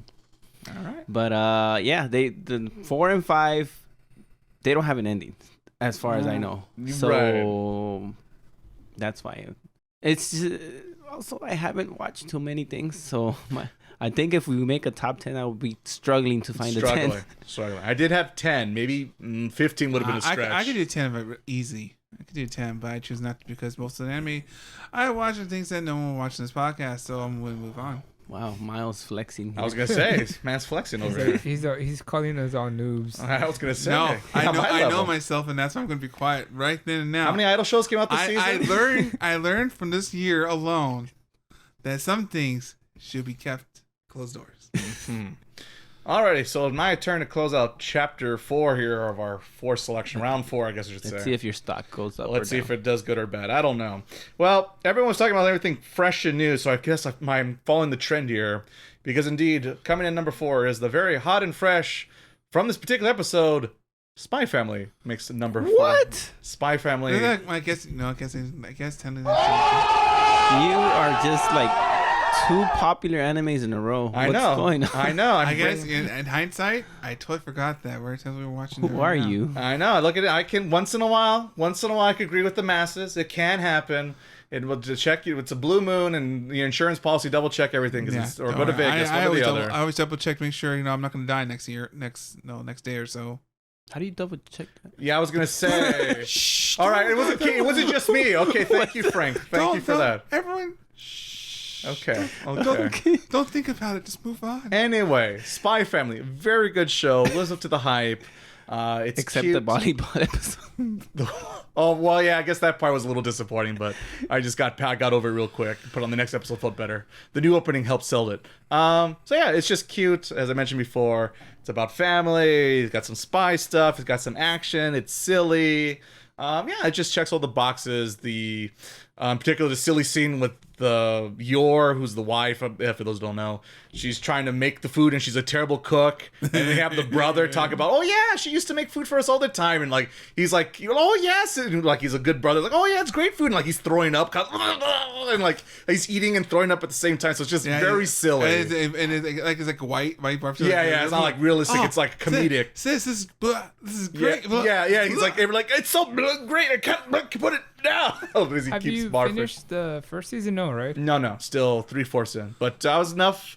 It was very good. It was a nice surprise. And some of the other shows, my other picks, which I won't mention here, they have bigger flaws. While Spy Family, like, very little to complain about. I don't know why I remember right now. Remind me when like the little Becky, when she's like, why you chose humans and animals, right? Because they were saying, what's your favorite animal? They're doing like make your favorite animal out of paper crafts. Oh. And like, when you make your human, well, aren't humans are humans? Are humans animals? And it's like, oh. Oh, the old man. And that's basically when happened. I forgot about that. That was funny. The old man, right? The old man, yeah. Because the old man's like, why do you do it? Shouldn't you do an animal? It's like, but aren't they all? That was funny, that part. So yeah, like really, like I said, it's funny. The jokes land more than often, which I can't say with a lot of comedy anime things out there for me. But the jokes are funny. It's about family. Checks all the boxes. And Anya, the hype. her expressions are hilarious. Indeed. So that's why it made number 4 for the reasons I explained earlier on this podcast. So once again, it can happen. Blue moon and all. Wow. You're still number 1 today for me. Still all right. I'm still hanging in there. 2 things before we move on. Correction?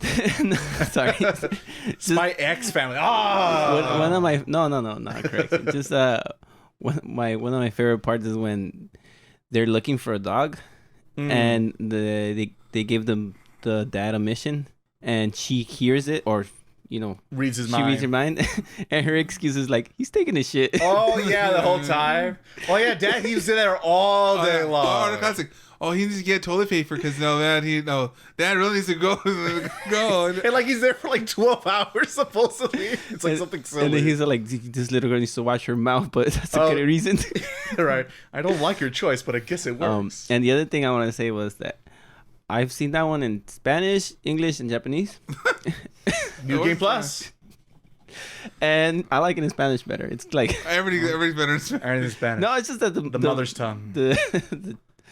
The jokes kind of hit a little different there. There, I got something to test later. There is a difference. I do see. But sometimes you in watch Japanese. the whole thing, or do you just switch between episodes? So the first time I watched it in in Japanese, The whole thing? well, the whole thing up to where I caught up to where it was. So now I'm missing like half of it, but I've seen like up to a little bit past the bomb part. Oh, okay. So after the dog. Yeah. So, and then I watched it again with my brother in Spanish. There you go. And then I watched it again in English with my niece. I was going to say, I feel like you always get like a new family member to be like, come watch this show. Come watch this show. Yeah, well, listen, what language you like? Well, listen to different languages. There you go. I think you want German today. You look German today. French being multicultural does in the podcast. I just like comparing. Taco. He's living up to the name. He's living up to the hype. All right, now I said just watch it in Spanish. That's what I want to say. There you go. Frank's recommended. Put the Frank's stick of approval next to the subtitles. Okay, I guess my turn, right? Number 3. So now for our number 3s, and actually my number 3 is Spy Family. Well, there you go. Oh my. So I did start watching Spy Family, which was 22, right? When it started. Yes, I think so. And then I did the first part. That rolled into 23, and then I kind of took a break from it, and then I picked it up like around like episode 18 or something like that recently. So I did finish the dog part, and then I started like cause still season 1. Yes, season 1. So the best way I can describe that show for me is like it's one of those shows I feel like I think I'm not gonna enjoy it because this is not really a complaint, but it is what the show is. Like they're always talking about this conflict in the show. Like there's like the conflict between the East and West. So there's always to some extent I feel like I want that to learn more about it, or like the story. The Cold War? Yeah, actually, like, from that world or actual? No, from the show. Oh, okay. But it just never gets to it. Right, no. And then you have like all these like little side stories and all like the Anya stories, and I think like I feel like in my mind I'm like, oh, you're kind of wasting my time in a way. But then like the episode happens and I'm like, I really enjoyed it, and then the next episode, all the shenanigans. And then it's like, is it gonna kind of like get the story going? Because they always kind of hint at it like little bit. What if I told you it doesn't? Probably. Yeah. I don't think, was it Operation Strix or whatever? Yeah. I don't think that operation's never ending. It's right next to One Piece. I was gonna say it's right next to the One Piece. The file next Operation Strix. Or in Case Closed, where we get the black hats, next to the Men in Black. Yeah, I guess they're all hanging on the same remote island. But it's another of those shows like I'm always pleasantly surprised that like you do remember a lot of the scenes. You remember like the jokes, the comedy, even like the main character. because he's supposed to be like super cool, like always is composed. Right. And now that, because I've been keeping up with like the second season now, so not the second part of the first season, so he's becoming more and more dorky. So I think that it's funny because the second season, which is another reason why I added it to my list, gets kind of like its first serious arc. But it's funny because this is kind of a spoiler, but not so much of a spoiler. But then they basically did the same thing with the bomb. Like they do like his first like little serious part, and it's like, okay, back to sitcom, back to like what we really are, and I feel like it hasn't missed its beat. So that's my number 3. All right. Wow, Not too far off. All right.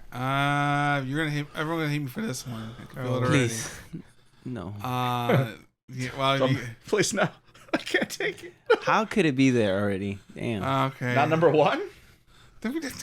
Who are you? I'm not what have you done with my brother? I am not that crazy for one, all right? Anyway, so number 3 is going to be Yohani, and this is No,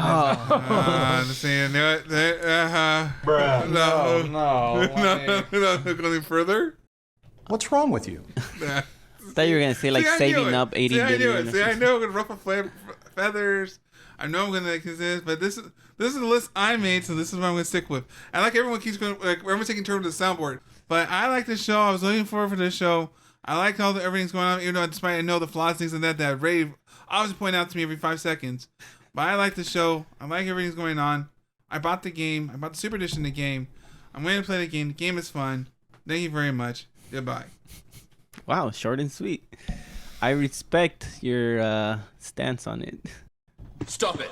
Don't open that door. Too late. All right. I guess I'll break the tie between Trigun and Spy Family. Spy Family. 3 is Trigun for me. Trigun? All right. It's creeping back up. It's the enemy of the year so far. So far. So far, it's got enough points. Wow. This one, I was worried when I picked it for the... you and Ray both were worried. Not because I was not sure about it, because I had already started it before I picked it. But just worried about what you guys were going to say. Mostly Ray. Turns out that's true. I liked it. It was very smooth, like Miles said. I felt like every episode, or most episodes, it's almost like they ended running, and then the next episode it kicks off right at that same point. Yeah. At least they did that early on. Yeah.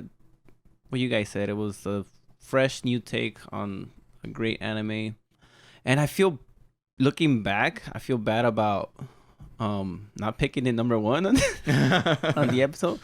Looking back, I think I would switch those two because kind of like what you guys were saying about Tomo-chan, it's kind of forgettable, and I've thought about rewatching Trigun. I haven't thought about rewatching Tomo-chan. So maybe Tomo-chan is a great first experience, but like I wouldn't take that ride again. So yeah, that's the one thing where it's gonna be like, why would you pick Trigun? I also think it stands out. Like that's what I'm kind of thinking about. Trigun? Right? Yeah. Well, it's definitely different. Because like you have like even like this this current season right now, like you see like a lot of those isekais. Like one of the shows I saw of covers is like the guy that has like the bird face or whatever. Shangri-La Frontier. Oh yes, okay, it took me a sec. Yeah. Yes. And like even though like it's like like that's different, but it's still what's gonna be about. Like you're right. It's just and so like Trigun, like it definitely stands out. So even like when I thought of this year, I think that was one of the first ones I thought about. Trigun. Yeah. Oh, it's definitely the first one I added to the list. All right, so that's number 3. Okay, for my number thing, I guess it's fitting considering what we just talked about and what Ivan and Frank just said. Definitely not both. I'm not. But the fans, Razzies? That's a bad year of anime. Is that the Razzies? That's a bad Is that year. a Razzies right there, guys? Potentially. But no, my number 3 pick is the one that beat it, Trigun Stampede. Tomo-chan is a girl. Ooh. See, you're ranking them better than me, cause For me, Tomo-chan is not even on my list. So why I It's thought preference, right? Ultimately, right? Yeah. Yeah, it did win this season. Tomo-chan did beat Trigun Stampede. And similar to why I picked Tomo-chan versus Trigun Stampede is I think Trigun is fun, it's great, it's amazing, one of my favorites. But it's you have to find a sci-fi person, a person who's willing to sit down and wait and get through the whole mystery stuff. Which some people just aren't. And with Tomo-chan, it's a very straightforward comedy, high school, romance, shenanigans, and kind of a little bit, and I think the thing that sunk our teeth into a little bit more, we all enjoyed and appreciate the more, it's not so much Tomo-chan, despite the show's namer, but we all, Suguru or something like that, the black hair girl, the real character of the show. Real main Mizuru? character. Mizuru? Maybe? Yeah, the one, the real character of the show. Mizuzu, maybe? Maybe. Anyway, the black hair girl, as Frank put it in that episode of the podcast. She is. I know exactly who you're talking about. So. She is the reason why I'm picking this so highly in my choices. Because, like I said, at the time I very easily related her, kind of like a mastermind, loner. The Emerson of Shadow, you might say. Yes, but actually competent at her job, if you will, or at least doing what she wants to do. And just like I said, it really felt like we're watching these high schoolers being high school students, being silly and childish and petty, with the relationship between her and the male lead, which also had his name popped right out of my head. Junichi, yes. Misuzu. That's is that what I said? Man, that's what I said. So you should trust Miles. Yeah, I guess one of us is right. My ears are bad these days. But yes, her and that relationship between him, because they're kind of a rival, since they kind of a boyfriend girlfriend for like 2 seconds, but not really. But just their well, there's an interaction with each other, hilarious. Yes, they especially the rain scene. It's like oh yeah, they're just having smack talk each other and just pushes on them, just shit like that. And so like I like the best one takes a scrunchie. Oh yeah, the scrunchies just throws up and flings it across the room and no words, just like I'm tired of your bullshit, and just like it just shows you the what's the word? Aminosity. That's the word between the two, just the pure hatred between each other, and then plus the nice surprise of Carol. I don't know why I remember her name, but Carol, because it's in English, I guess. Yeah. She was she's white. Yeah, she's white. You remember all the white folks. I guess they're pretty rare in anime, I guess. Maybe that's why. That's true, I guess. But she was a nice surprise because she looked like the typical, and I think I've been said the same thing, but like, oh no, here comes the big boob bimbo character. Oh, here we go again. But like, she actually is a real person with feelings and emotions and goes through stuff. So just like, as I mentioned before, it's a bit of a hidden gem, Tomo-chan is a girl, because it looks like, and we said it too on that episode, it looks like an anime you've seen 1,000 times before, but actually this is one of the better shows that executes that concept of a comedy romance with actual feelings and character and growth, this and that.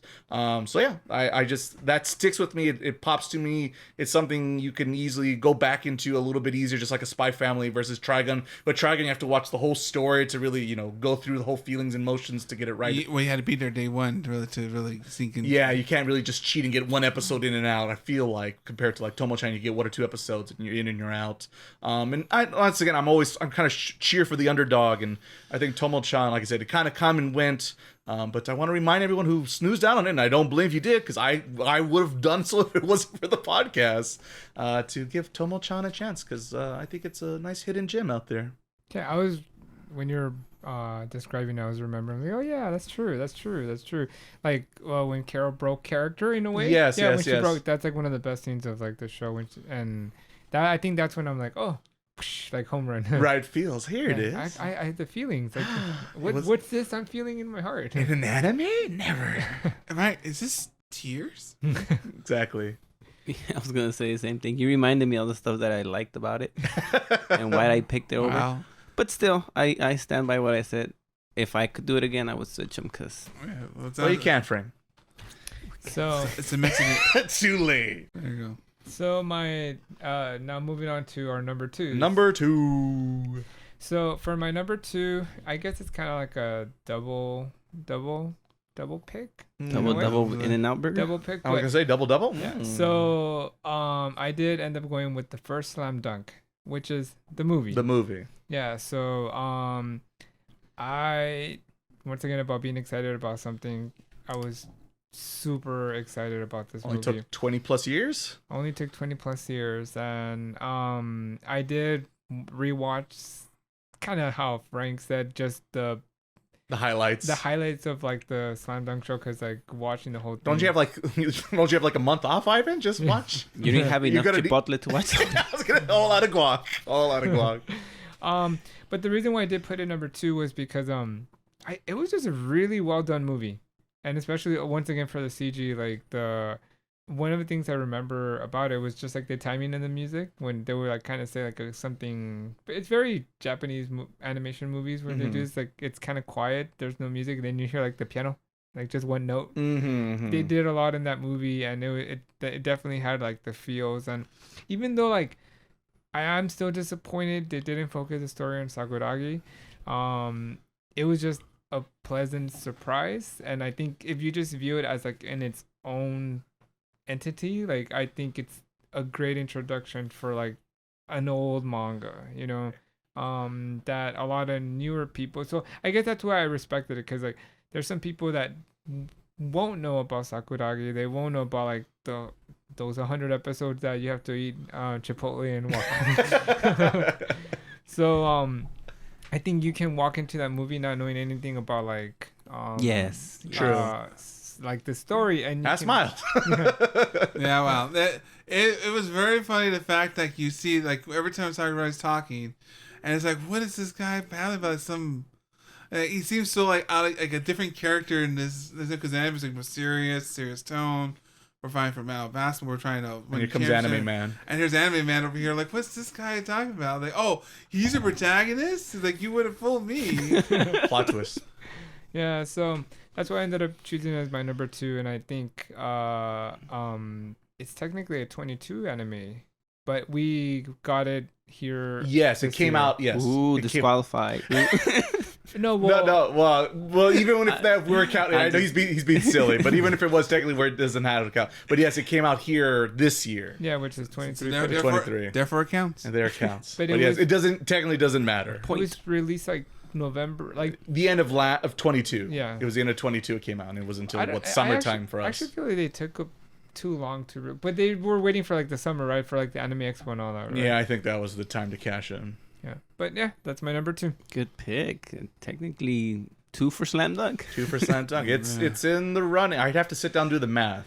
I did do the math last week, and yes, I mean we didn't need to do the math, but Zelda definitely did win, followed by I think it was a tie with Fire Emblem and Mario? Mario Wonder. Yeah, those are like the top 3 games of the year, by the way, in case anyone's wondering. Yeah, if you missed last week's episode, I guess. You started playing Mario Wonder?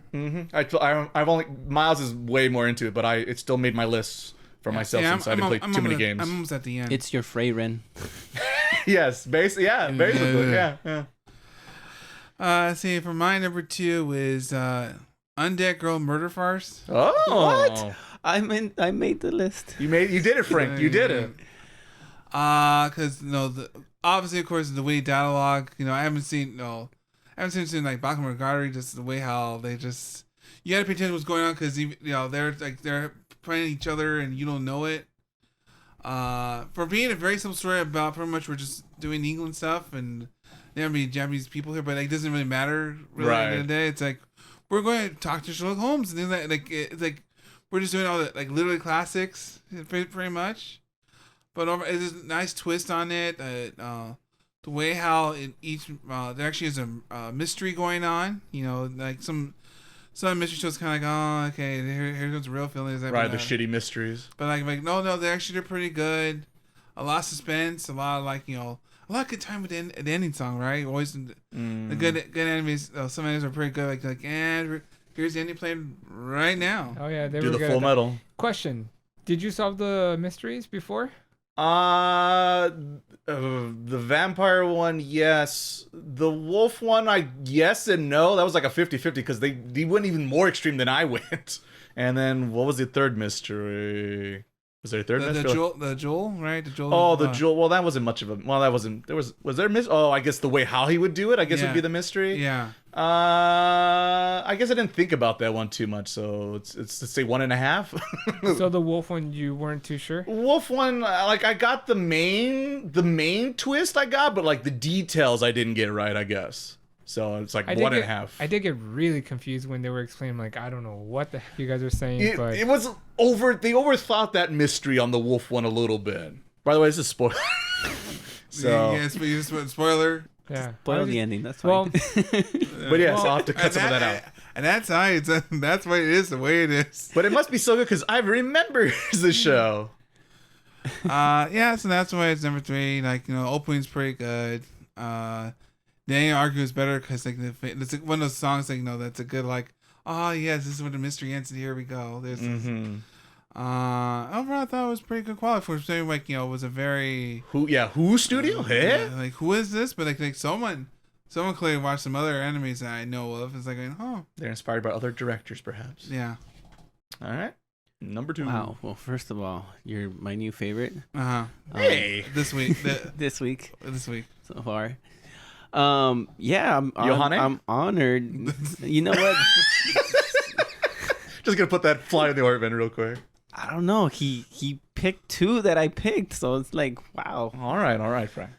You didn't pick 2. All right. He says one more. wait, you picked Well, Trigun and trying to okay. Stampede and yeah. So. Okay. and Undead. In Frank's eyes, I'm number 1 right now. All at this right, moment. all right. I The still have a chance. Hopefully. All right, where are we? 2? Number 2. Okay, so this one was not made this year, but I was really impressed by it, and I want to watch it again because it's good, and maybe I could watch it in Spanish. Yeah, there you go. New Game Plus. So it's Aoashi.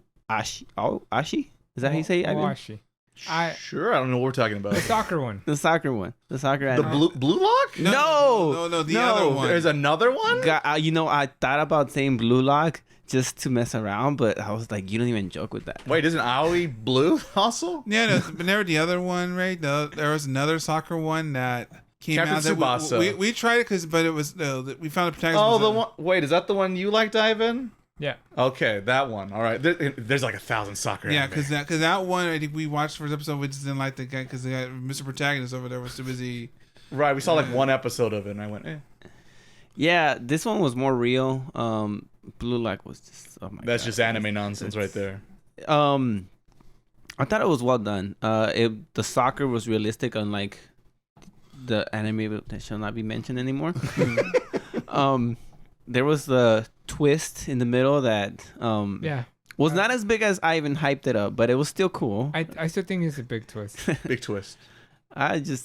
Little It is little pretzel. It's Just a a little big pretzel. twist in terms of soccer, but Ivan made it seem like the freaking moon was gonna fall. Now we're gonna play American football. No, I still think it's a big twist because like the way the show is set up is it leads you to believe it's gonna go like this direction. Like you're like, I want to be the best like that ever was. And we've seen this story. It's basically like almost like a My Hero Academia type of setup.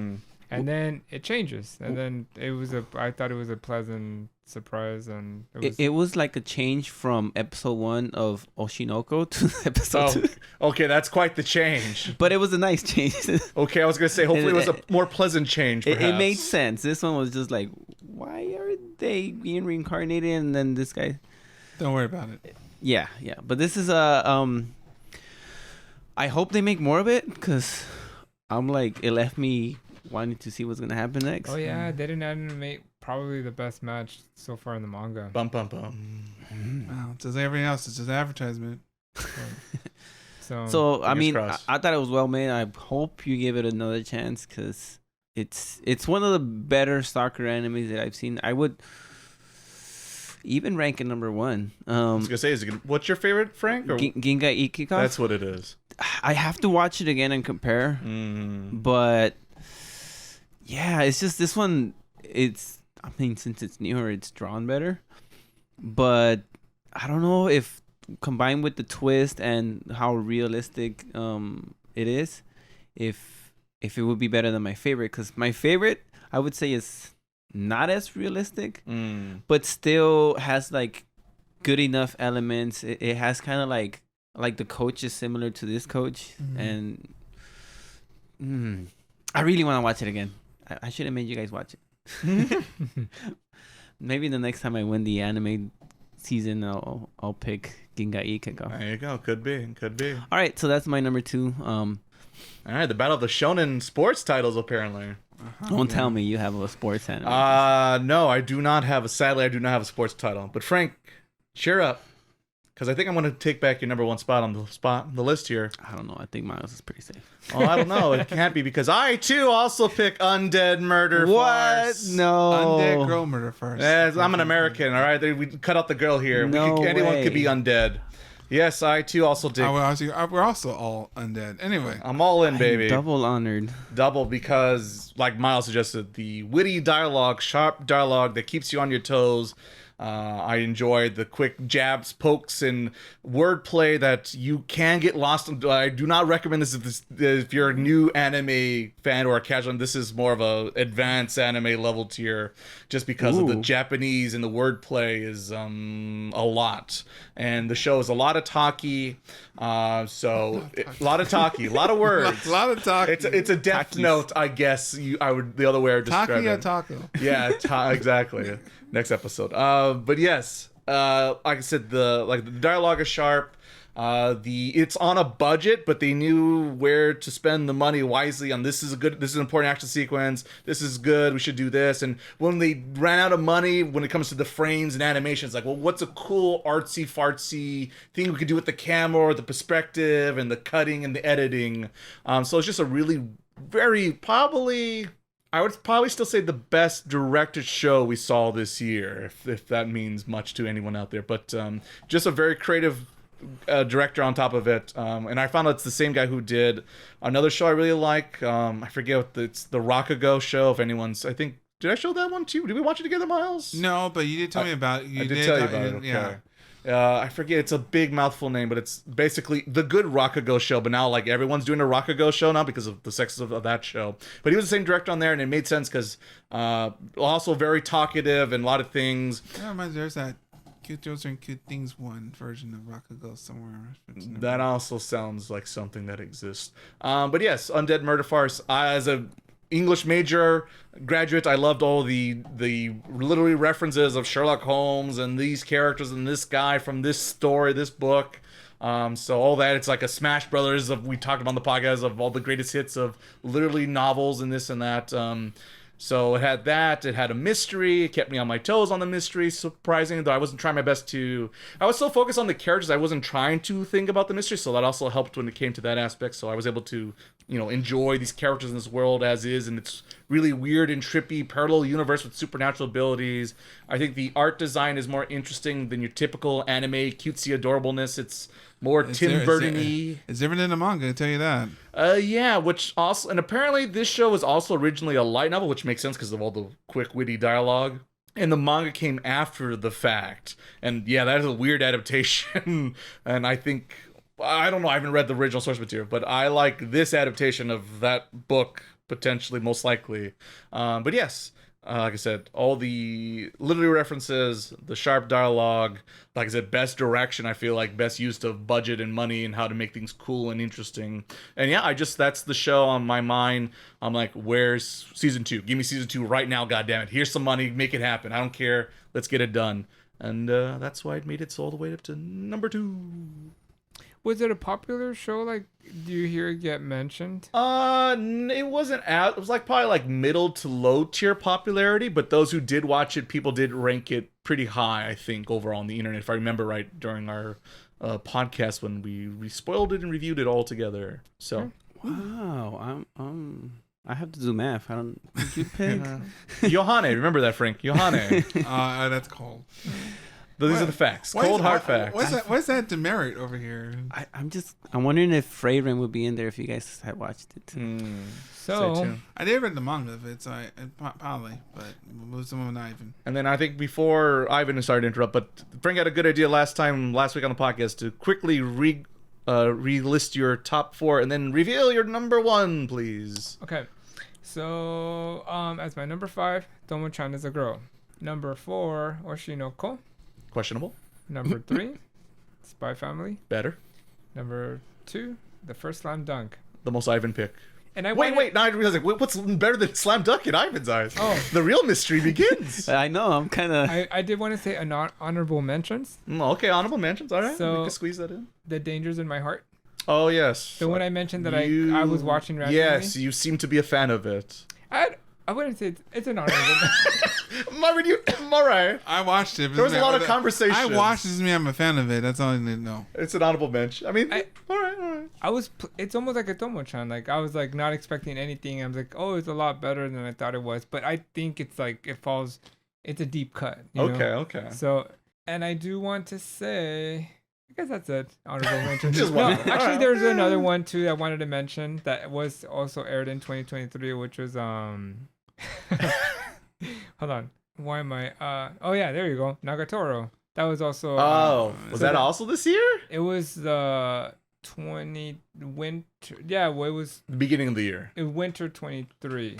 Okay. Yeah. Yeah, So that's end this year. Beginning. So of another this one year. of like another of the manga. Because we were a fresh podcast back then. We had to scramble for Okay. for the Trigun. The good old days. So Mm-hmm. I'm gonna win Frank right now. So my I number mean, 1 for this season or this year is actually Frieren Beyond the Journey's End. What? Wow, number 1. The show's not even that. What are you gonna do in the show then? Is you gonna explode? What's gonna happen here? I am putting it number 1. All right, I think we have to disqualify the show for winning next year. By the way, I asked her no, can't win 2 years back to back. Establishing that right now, apparently. I am putting it number 1. And I'll stick by that. And I guess like the reason why I'm sticking to number 1. Wow. Watch it. It's Hunter all over again. Here we go. Oh my God! You guys are all gonna cream in your pants. It's the best thing of all time. But I think, Jesus Christ couldn't come anything better than this. I think if you watch it with that like mentality, I feel you're gonna like. Well, you're the one doing it. Yeah, I'm gonna. The reason Hey, I why, picked it 4, so you know what? See, Frank made the right choice. You made the right call. You made the right call. How many episodes have you watched? Like 9 or 10. Okay, so I've watched like 14 or something like that. So, but the reason why I picked the number 1 is because like when I think of like a show like of I've told this to Frank and I tell this to Miles. Everything that Yohane tried to be, I feel like this show does. So basically, this show I think it has a little bit of a rough start, like the first couple of episodes, because the direction's a little bit like not focused, but it's still like planted in like what it's like it has an idea what it wants to do. I think that's my favorite part of the show, that whenever you watch a show, I think Ray always says like when he talks about Demon Slayer, you feel like it's like let's go Right. This is all the opposite. It's all about like we're going at our pace. This is the pace of the show. You know, it's Frank says it's like drinking a cup of tea or something, and I feel like as a general like consumer, we're so used to everything has to be like, I want the action to happen now. I want everything The to happen. TikTok generation. Yeah. So this show feels very old school, Mm. and I guess the reason why I ended up putting it as just the production, like the visual, the animation, the music, yeah. So it's just a very good product.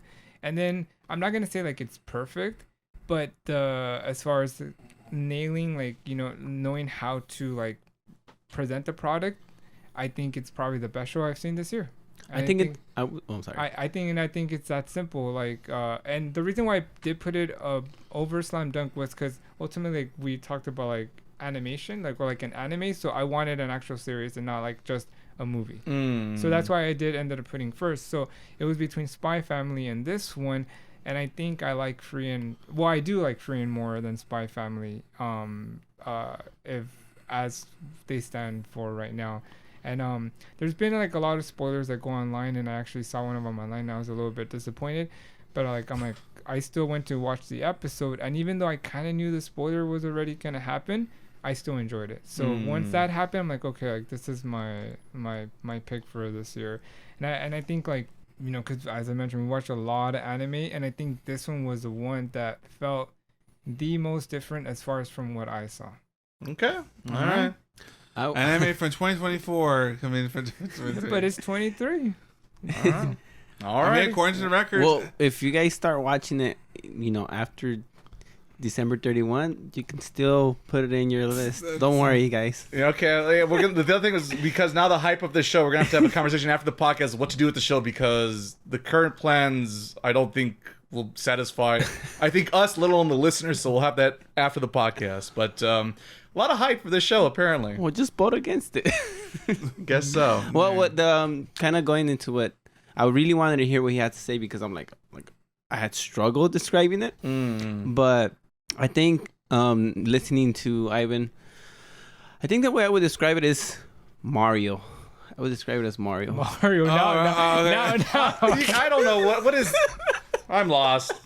Mario, Johanny, what are we doing at this point? Is Mario Johanny? Yeah, there's a plumber in there. No, Mario. what I'm trying to say is that, you know how when you pick Mario, he's supposed to be the well balanced. He's not the best at anything, but he does supposedly everything decent. Yes.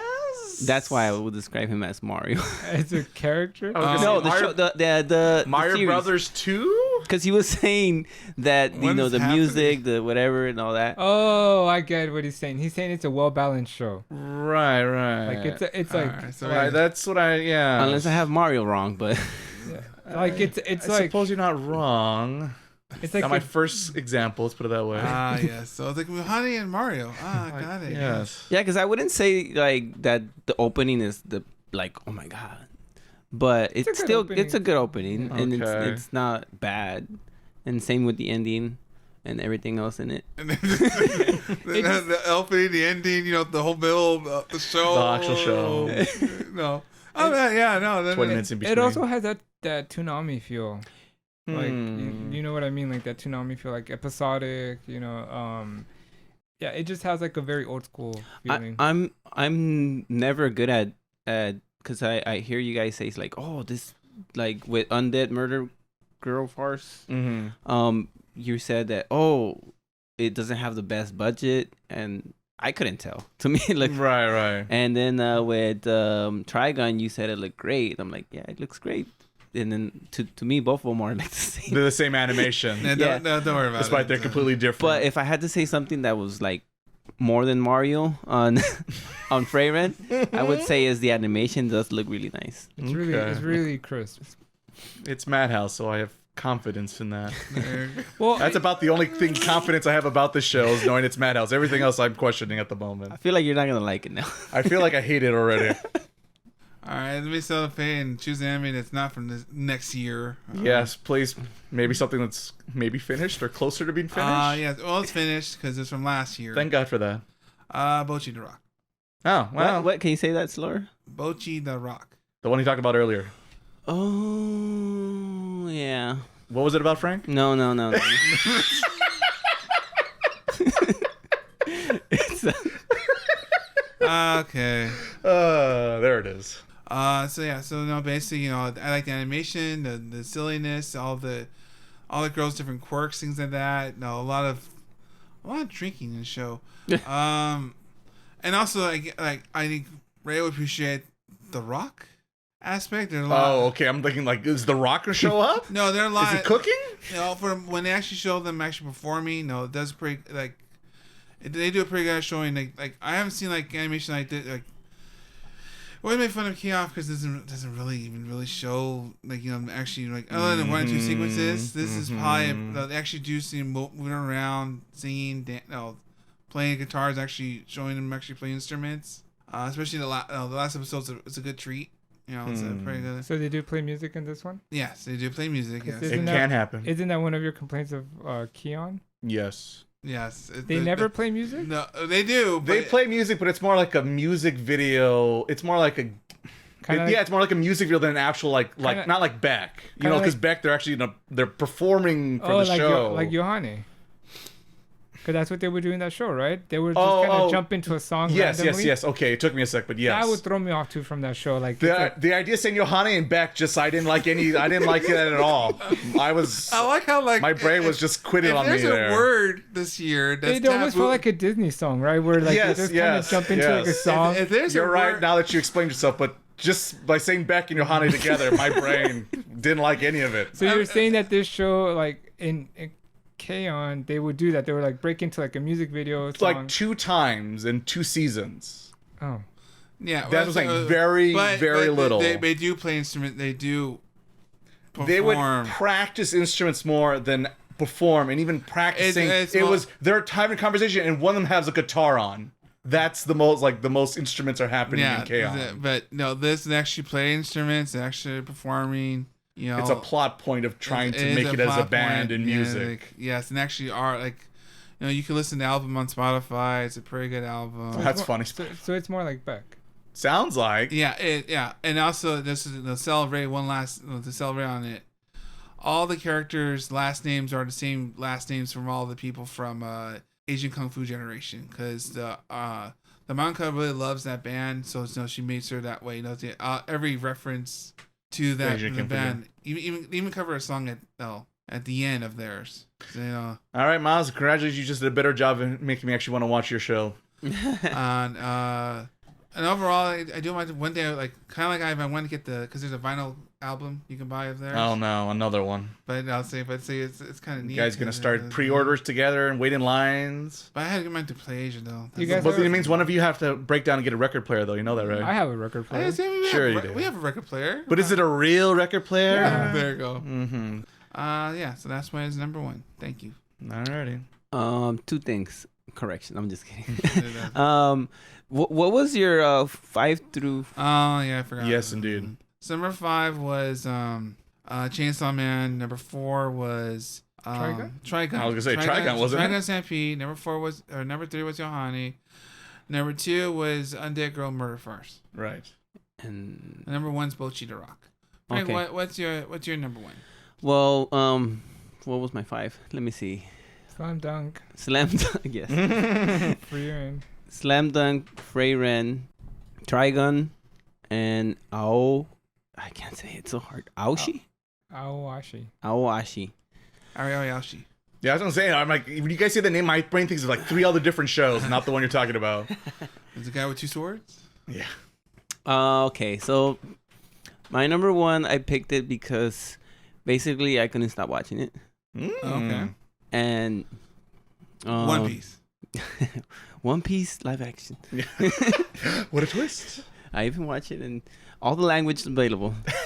I don't know how to describe it because it's a weird anime.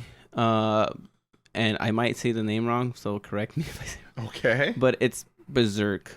Berserk. Oh. This Berserk. year. Berserk. Berserk. That's just yeah. I always want to say Berserker. There it is. Let's go.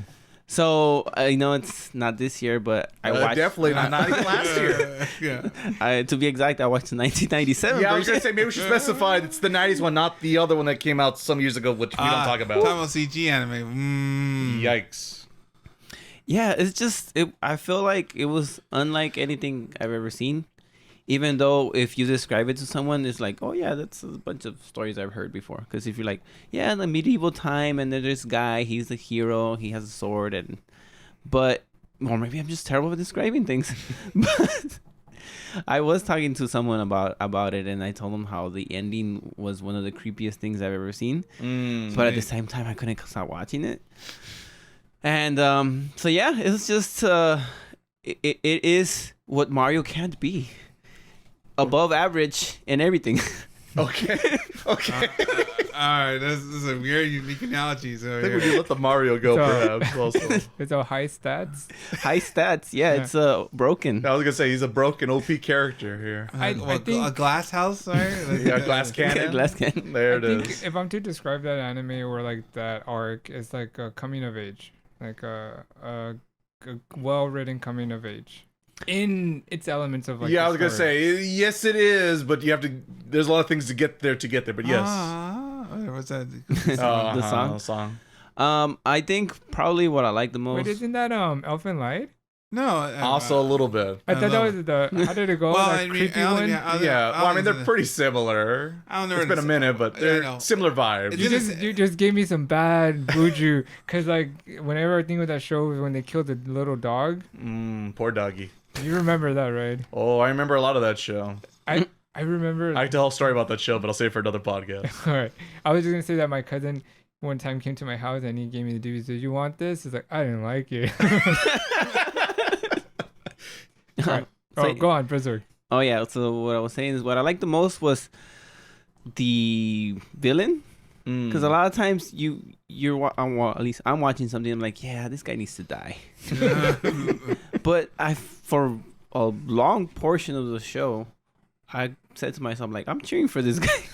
Up until the last 2 episodes, I was like rooting for that guy because I was thinking, yeah, he's not that bad. he's gonna recover. We're gonna find a cure, He'll be fine. Get the Dragon Ball. and then they're gonna team up. It's like, Naruto and Sasuke had a thing there, but in the end they teamed up. Like he became Hokage assistant. And they found him afterwards. Also to point that out. Yeah, It all worked out. but it didn't happen that way, and it might have been for the better. So I'm curious to see how it ends, if it ever ends. I think it might end. The writer died, or like the creator. Yes. But the manga's still going, and I say it's still okay. But we don't know like how much of his vision is really gonna be moving forward. Right. Because I mean, unless he did like a Togashi, right? Togashi, Mm-hmm. where he released like the possible ending. possible endings. Unless he left a draft like that, and they already know how it's supposed to end, we don't know. Like, I mean, Yeah, it doesn't sound like that's the case. Last time I heard about.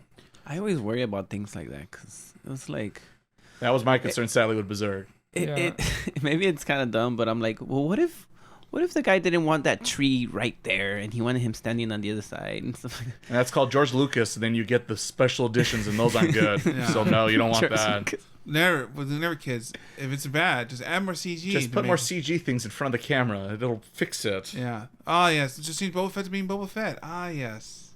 So anyways, yeah, that was the best thing I saw this year. It was something I couldn't stop watching, and I think everybody should watch it as long as you don't mind the little mature content. Maybe make sure the kids are in bed already. Or just break them all off. That's Just give them nightmares for the rest of their lives. you know what? They gotta They gotta learn. Life is scary. they gotta see it at some point. Life is hard. Just skip to the last episode. It's like throwing a kid into a pool so he learns how to swim. Or he drowns. Let's see what happens. Ivan, don't do that, but you can. I'm kidding.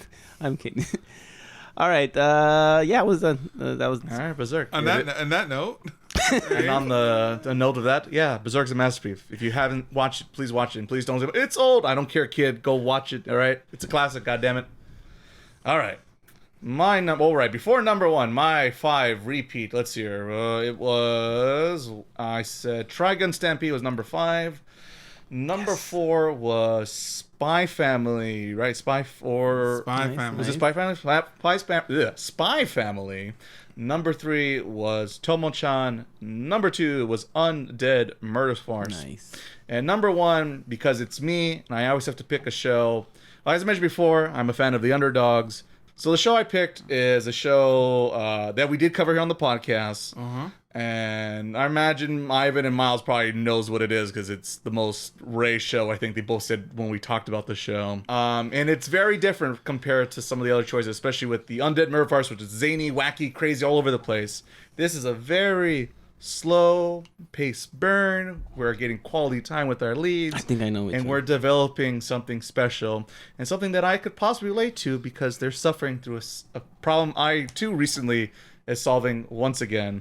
But this show I've been hyping up this whole time is now Insomniac's After School, the hype show that The Ray show. I cheered from day one. I didn't even have to watch the whole preview, and I got the green pass.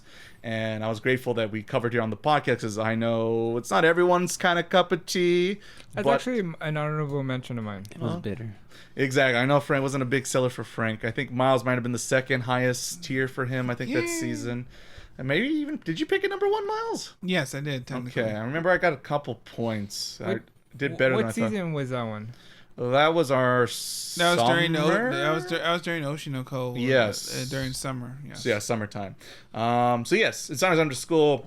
For those who don't know, real quick, Summon-Ups. It's a show about 2 high school kids who are both suffering through insomnia and kind of bumping each other through circumstances, and basically have to run the astronomy club despite they really don't waste any time with astronomy at all throughout the whole show. So it's a bit of a twist, a lie in regards to that, but it's about 2 people who slowly, perhaps, maybe if you stick with it, maybe start growing feelings for each other, maybe a little romance brewing in the Not that it showed any at all. Definitely not appeal, or definitely that's going to happen at all throughout the show if you stick with it. But it's just very natural. It's not zany, it's not wacky. And I think I was listening to the playback, and I even made the comparison of that season or the season before of the Yamada 999 level 99, where these 2 people who play an MMO and this and that, and one of a chance of a million, and somehow they end up on the same server. They live like down the street from each other. Oh, yeah. Just these crazy, ridiculous ways to bump each other to start a romance, an unbelievable relationship that will somehow bloom into something real. Like that shit ain't here. When love Cat. when you drop all the things and then he like helps you pick them up and they look at each other. Exactly. No. Like I said, and it's slowly but surely, and they're both going through each struggles. And like I said, I easily relate to because I suffer through insomnia myself. So off the bat by that, like I said, it's a very slow burn. It's down to earth as fuck. Like it doesn't have to be animated. It doesn't have to be from Japan. It could be a story anyone could tell because it's about a boy and a girl, 2 people finding each other themselves, going through a struggle, sharing their struggles with each other, and kind of solving.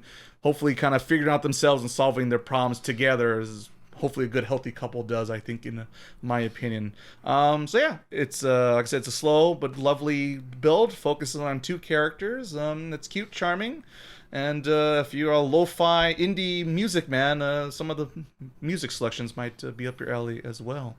Yeah, like I said, it's no one's gonna pick this show. I doubt it's on anyone else's top 10 list. I'd be very surprised to put it that way, but well, I know that most likely it's probably be your show, so that's why I kind of just left out mine, because I know you probably choose it.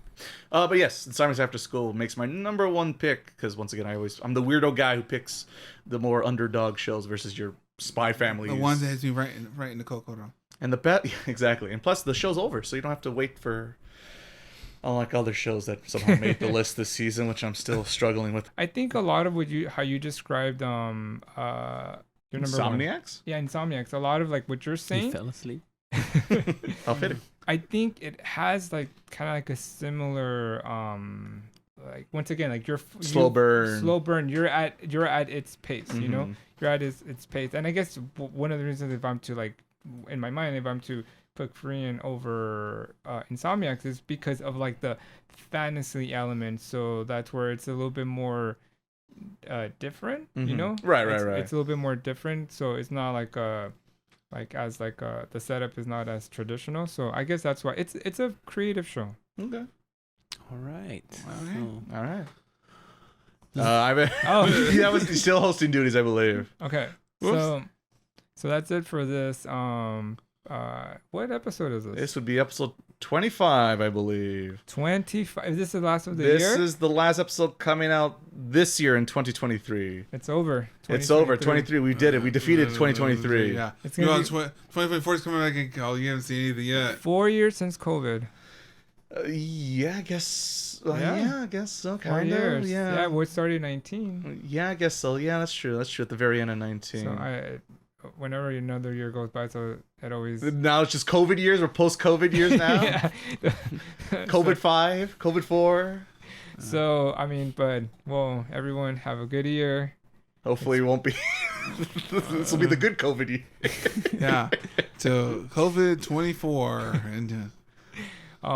But yeah, it's been a blast. I think it's been really fun doing this, watching all these shows, keeping up, because definitely it's something to look forward to, and I hope everyone out there is enjoying their anime, their games, and having fun watching and playing what you like. Cheers, that. With that, laters.